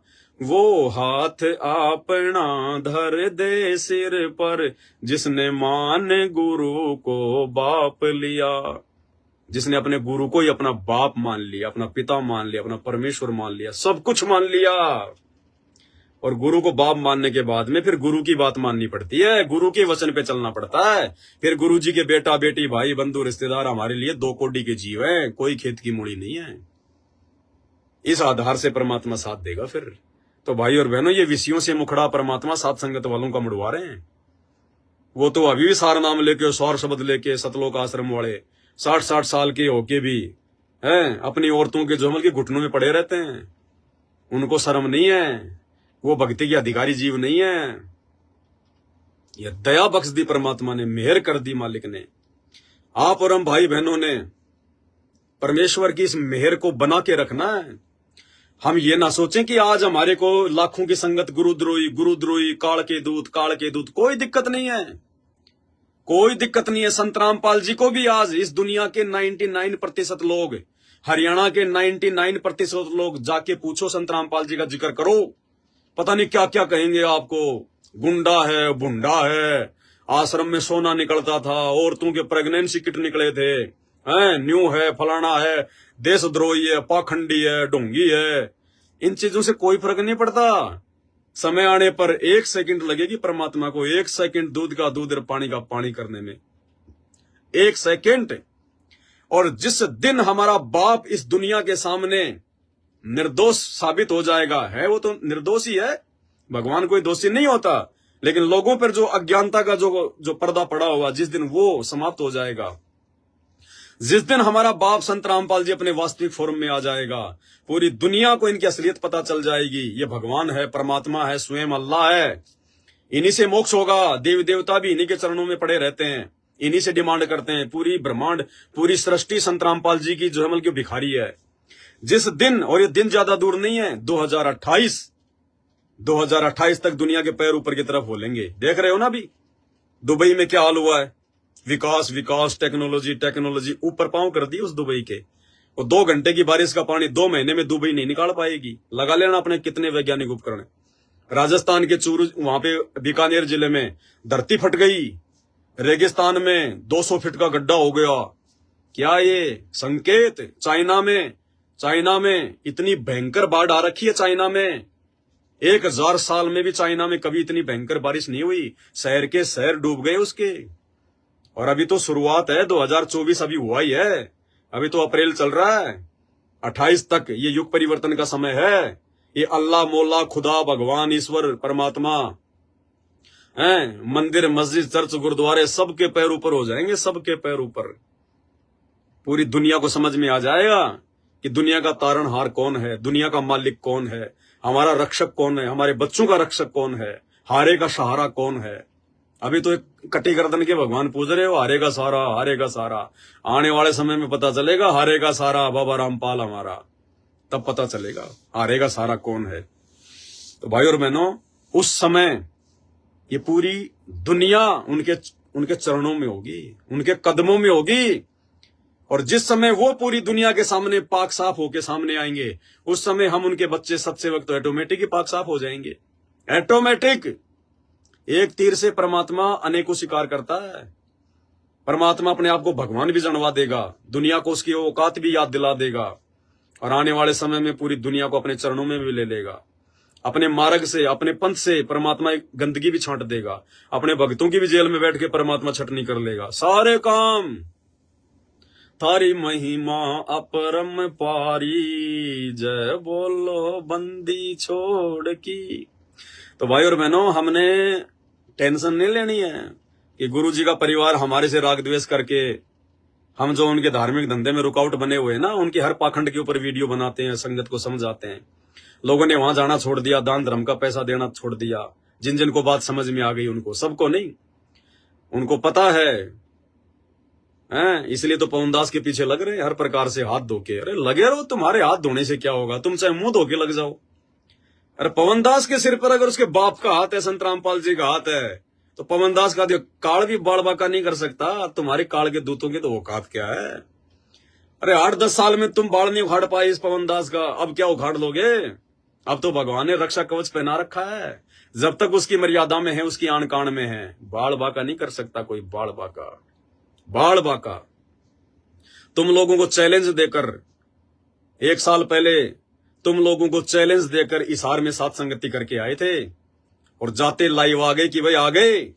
तुम लोगों ने पूरा पुलिस प्रशासन बुला लिया, 200 गुंडे बुला लिए, हर चौराहे पे दे दे के लट खड़े कर दिए कि पवनदास बच के नहीं जाना चाहिए। अरे पवनदास तो छोड़ो, 200 आदमी पहुंचे थे सुबह सुबह, फिर तो तुमने एंट्री बंद करवा दी, वरना हजारों आते। पवनदास तो छोड़ो, 200 भक्तों में से तुम किसी का बाल बाका नहीं कर पाए, एक का भी। यह है समर्थ की शक्ति। ऐसे परमात्मा अपने बच्चों के साथ में रहता है। मुकदमा तुमने करके देख लिया, मुझ पवनदास को जेल तुमने करवा के देख ली। जमानत के टाइम पे 5-5 वकील तुम लोगों ने जो है बल्कि खड़े कर दिए, टॉप मोस्ट की जमानत नहीं होनी चाहिए। परमात्मा ने जमानत भी करवाई, बंदी छोड़ है। और जेल से आने के बाद में फिर परमात्मा ने सात संगतियां जोर शोर से चलाई। भाई जिसको भगवान खड़ा करता है ना, उसको भगवान ही बैठा सकता है, दूसरा किसी की औकात नहीं है। बाकी तो अपने जो है कर्म फोड़ सकते हैं, इससे ज्यादा कुछ नहीं है। तो भाई और बहनों, दास बैठा तो था कुछ शंकाओं के समाधान के लिए, कि कुछ 10-15 शंकाएं थी भगत भाई बहनों की। लेकिन देखो वही बात है, दास की कोई औकात नहीं है, दास की अपनी मर्जी नहीं चलती है। मैं क्या सोच के बैठूंगा, मैं क्या बोलूंगा, ये मेरी नहीं चलती है। जब भगवान की सेवा में बैठते हैं तो फिर भगवान की चलती है। अगर हम भगवान के अनुसार चल रहे हैं तो, अगर भगवान को भगवान मानते हैं तो फिर भगवान की ही चलेगी, फिर हमारी नहीं चलेगी। तो परमेश्वर ने टॉपिक ही चेंज कर दिया, जबकि हमको सोच के थोड़ी बैठे थे कि हम इस विषय पे बात करेंगे, नहीं। और देखो कैसे 2 घंटे निकल गए। कैसे 2 घंटे निकल गए भाई और बहनों, पता नहीं चलता इस मालिक की चर्चा में, इसकी महिमा में। तो ये मालिक की दया है, परमात्मा की प्रार्थना जो है ये दया है। शंका समाधान फिर कर लेंगे, कल कर लेंगे मालिक की दया से। और बहुत बड़ी मेहर है परमात्मा की, बहुत बड़ी मेहर। इस मेहर को यदि कोई नालायक अपनी कमजोरी के चलते अगर सात संगति से हटकर अगर दूर कर लिया तो भाई वो तो निर्भाग्य आदमी है। उससे बड़ा तो निर्भाग्य आदमी धरती पे कोई नहीं, सृष्टि में कोई नहीं, जो सात संगति से जुड़कर इतना ज्ञान लेकर भी अगर अपनी मनमुखी अगर किसी भी कारण से अगर सात संगति से दूर हो जाता है, उससे बड़ा तो धरती पर कोई निर्भाग्य आदमी नहीं है। और उससे बड़ा कोई सौभाग्यशाली भी आत्मा नहीं है कोई धरती पर जो सात संगति से जुड़ा हुआ है। हम एक ही गुरु के चेले हैं, उन्होंने एक समान ज्ञान दिया है। उनकी बुद्धि सतलोक आश्रम मैनेजमेंट वालों की, गुरु जी के परिवार वालों की रसातल में है, पाताल में। आप और हमारी बुद्धि परमात्मा ने सतलोक में पहुंचा दी। इतना अंतर है बिल्कुल दिन रात का। सात संगत से जुड़े हुए भाई बहन और सतलोक आश्रमों से जुड़े हुए भाई बहन, भले वो कितनी अच्छी आत्माएं बेचारी, लेकिन उनके संस्कार कमजोर हैं। उनके आचार विचार व्यवहार बोल चाल रहन सहन भक्ति भाव मर्यादा, रात दिन का अंतर है, रात दिन का अंतर। और हमें इस बात का दुख है, यदि गुरुदेव के हिसार जेल से बाहर आने से पहले पहले यदि कोई आत्मा सात संगति से नहीं जुड़ी, अपनी मर्यादाओं को ठीक नहीं किया, कुकर्म और पाखंडों में मैनेजमेंट का साथ देना नहीं छोड़ा, वो आत्मा मनुष्य जन्म प्राप्त करके भी यहीं रह जाएगी। और फिर लंबा चक्कर, ना जाने वर्तमान की भक्ति को काल पता नहीं कहां कहां बर्बाद करवाएगा, ब्रह्मा विष्णु महेश बनाएगा, असंख्य युग बीत जाएंगे। अरे यहां तो ये छोटा सा मनुष्य जीवन काटना भी मुश्किल हो गया। रियलिटी है भाई और बहनों, सात संगत से जुड़े हुए भाई बहन है जिनको ज्ञान समझ में आ गया। मान लीजिए मुझ दास को 30 साल की उम्र में मुझे भगवान मिला, अभी मेरी 40 साल की उम्र है। 10 साल पहले मुझे परमात्मा मिले 2013 में। अब मेरी 40 साल की उम्र हो गई, अब ज्ञान समझ में आ गया। भाई और बहनों, मेरे लिए एक दिन काटना मुश्किल हो रहा है, एक एक दिन काटना मुश्किल हो रहा है। अरदास करता हूं कि परमात्मा अगर योग्य समझो तो भले इसी समय अपना विमान लेके आ जाओ परमात्मा, ये दास पीछे मुड़कर भी नहीं देखेगा। कौन बेटा बेटी, कौन रिश्तेदार, कौन गांव, कौन कोठी, कौन काम धंधा, कुछ नहीं। परमात्मा पीछे मुड़ के भी नहीं देखूंगा मालिक, तुरंत जाके सीट पे बैठ जाऊंगा। मतलब अगर कोई ये कहे ना कि पवनदास तू जो मिल के 10 साल और जिएगा, तो मेरे लिए पहाड़ हो रहे हैं, पहाड़। वो 10 साल काटना पहाड़ हो रहे हैं। ये हाल है वर्तमान में, मालिक की दया से, गुरुदेव के आशीर्वाद से होता है ये, वैसे नहीं। और इतनी दृढ़ता हम सब भाई बहनों के अंदर आ जानी चाहिए। आप ये ना देखो कि भाई हम तो मतलब बुढ़ापे में सतलोक जाएंगे या परमात्मा कोई मतलब जो मतलब बुढ़ापे में लेके जाएगा, नहीं। हमें टेंशन नहीं होनी चाहिए फिर इस बात की। अगर हमें इस बात की टेंशन है कि मैं अगर मर गया जवानी में, मेरे बच्चे तो 10-10 साल के हैं, मैं तो किराए के मकान में रहता हूं, अभी तक तो मकान भी नहीं बना पाया, मैं आज ही सतलोक चला गया तो पीछे से मेरे बच्चों का क्या होगा, मकान बना पाएंगे नहीं बना पाएंगे, बच्चे ढंग से कोई काम कर पाएंगे या नहीं कर पाएंगे, तो फिर काहे का भगत, काहे की भक्ति कर रहे हैं फिर अपन। तू ठेकेदार है क्या बच्चों का? तू तेरे बच्चों को कराएगा क्या? अगर तेरे बच्चे के पैदा होते अगर तुम मर जाता तो फिर वो भगत जा नहीं सकता सतलोक। भले वो भक्ति कर रहा है लेकिन वो ड्रामा कर रहा है। अरे भगवान तो कहते हैं जीवन तो थोड़ा ही भला जय सत्य सुमरण होए, और ये लाख बरस का जीवना लेखत रहे ना कोई। हमने तो इंतजार करना चाहिए भगवान। अरे काहे की जवानी, काहे का बुढ़ापा? बुढ़ापे में तो नरक हो जाएगा ये जीवन, नरक। ना भक्ति कर पाओगे ना मंत्र कर पाओगे।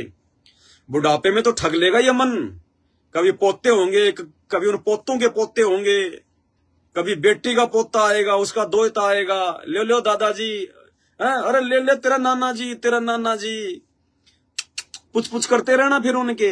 वो मोह ममता, फिर काल, फिर वो सोबरी ऋषि की तरह वो मगरमच्छ के बच्चों को देखकर उनको लोट पलेटा मारता हुआ देखकर वो भ्रमित हो गया। ऐसे बुढ़ापे में काल, क्योंकि बुढ़ापे में बुद्धि भी सटक जाती है, बुढ़ापे में बुद्धि भी सटक जाती है, शरीर भी काम करना छोड़ जाता है। और इतना सुख दे देगा भगवान, इतना सुख दे देगा। फिर परमात्मा कहते हैं अड़े सतलोक हो रहा है, क्या करेंगे सतलोक में, अड़े सतलोक हो रहा है। उससे पहले पहले परमात्मा से अरदास करो। अरे पीछे से भगवान संभालेगा उन बेटा बेटियों को। वो परमात्मा का काम है जो पूरी दुनिया संभाल रहा है। क्या वो तेरे बच्चे नहीं संभालेगा? अरे तू तो भगत है, तेरे बच्चे भगत हैं। दुनिया मरे वो तो सोचे, तू क्यों सोच रहा है नालायक? अगर 40 साल की उम्र तेरी है, तेरे बच्चे अगर 8-8 साल के 5-5 साल के हैं, और भगवान अगर आ गए विमान लेके, तो चढ़ ले दौड़ के। बेटा बेटी को लेके मत सोचना कि आजा बेटा, आजा आजा आजा भगतमती, आजा आजा। भाड़ में जाए भगतमती, भाड़ में जाए बेटा बेटी।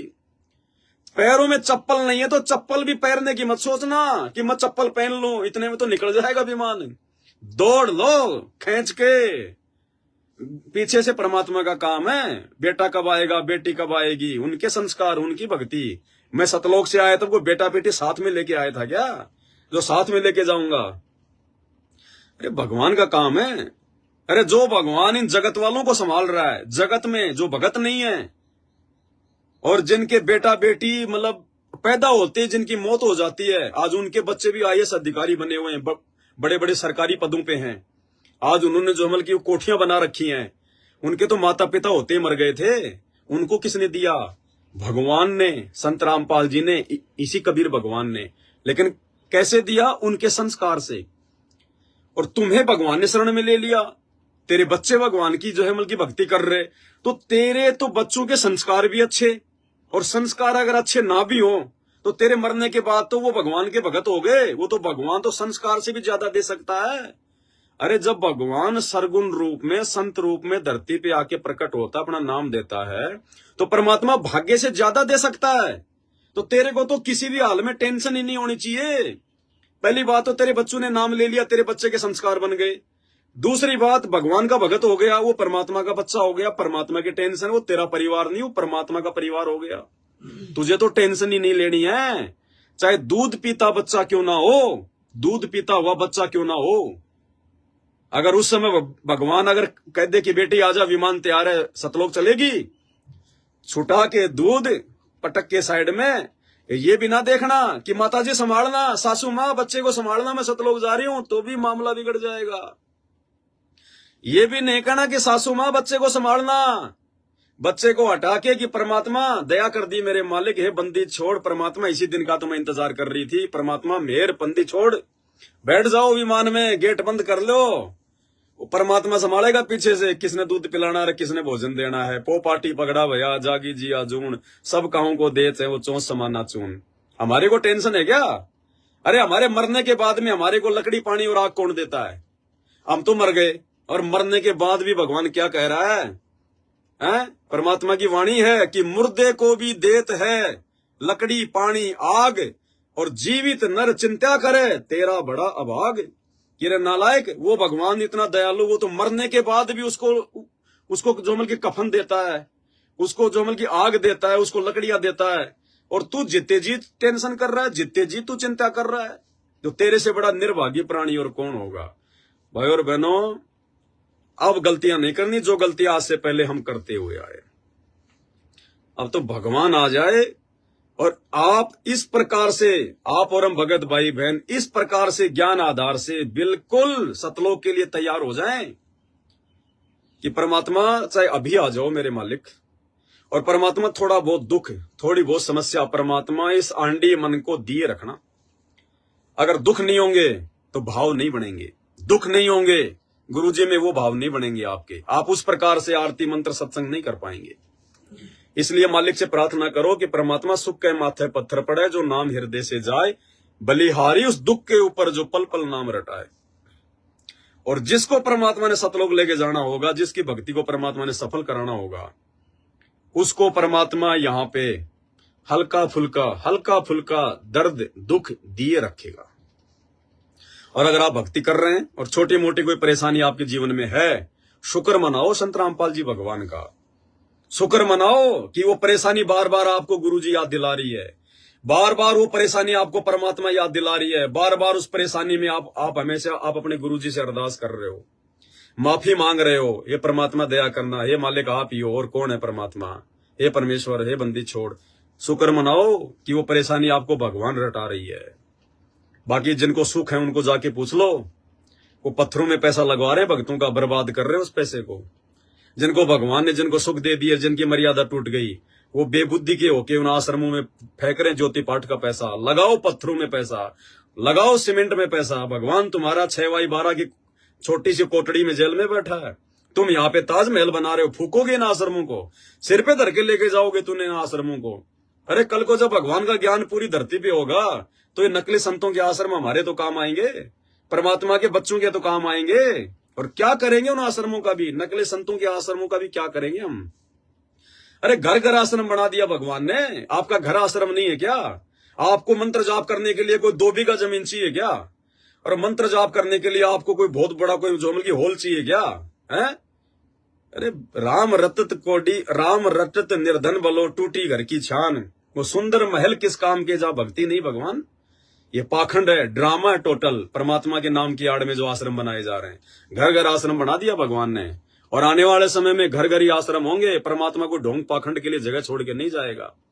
ये मिट्टी के ढूंढ, ये आश्रम जो बन रहे हैं आज, ये धनाना फनाना, ये सब ऐसे पड़े रहेंगे जब तक गुरुजी रहेंगे। केवल एक बरवाड़ा आश्रम में रहेंगे या मालिक की मौज कहीं और जाएं, लेकिन वो तेरे धनाना फनाना में तो गुरुजी पेशाब करने भी नहीं आएंगे। इस बात को नोट कर लेना। बार बार दास ये बात बोलता है। इस परीक्षा के समय में जो गुरुजी के आदेश के विपरीत, उनके ज्ञान के विपरीत जो कर्म हो रहे हैं, गुरुजी वहां पे बाथरूम करने भी नहीं जाएंगे। नोट कर लेना। दुनिया का सबसे बड़ा आश्रम, सबसे बड़ा आश्रम, सबसे बड़ा आश्रम भगत का घर है। भगत का घर। अंदर तो तुम्हारे मैल बड़ा पड़ा है, अंदर तो तुम गुरुजी को मानुस मानते हो, दुनिया भर का पाखंड कर रहे हो, राजनीति कर रहे हो। आश्रम में क्या भगवान मिलेगा? काल बैठा वहां, काल। और आने वाले समय में ये संगत को भी समझ में आ जाएगा और दुनिया को तो समझ में आना ही है। तो ठीक है भाई और बहनों, शंका समाधान के लिए फिर परमात्मा दया बख्शेंगे। 10 मैसेज डाल के लाइव आ जाएगा। अभी के लिए फिलहाल इतना ही। बंदी छोड़। सतगुरु रामपाल जी भगवान की जय हो।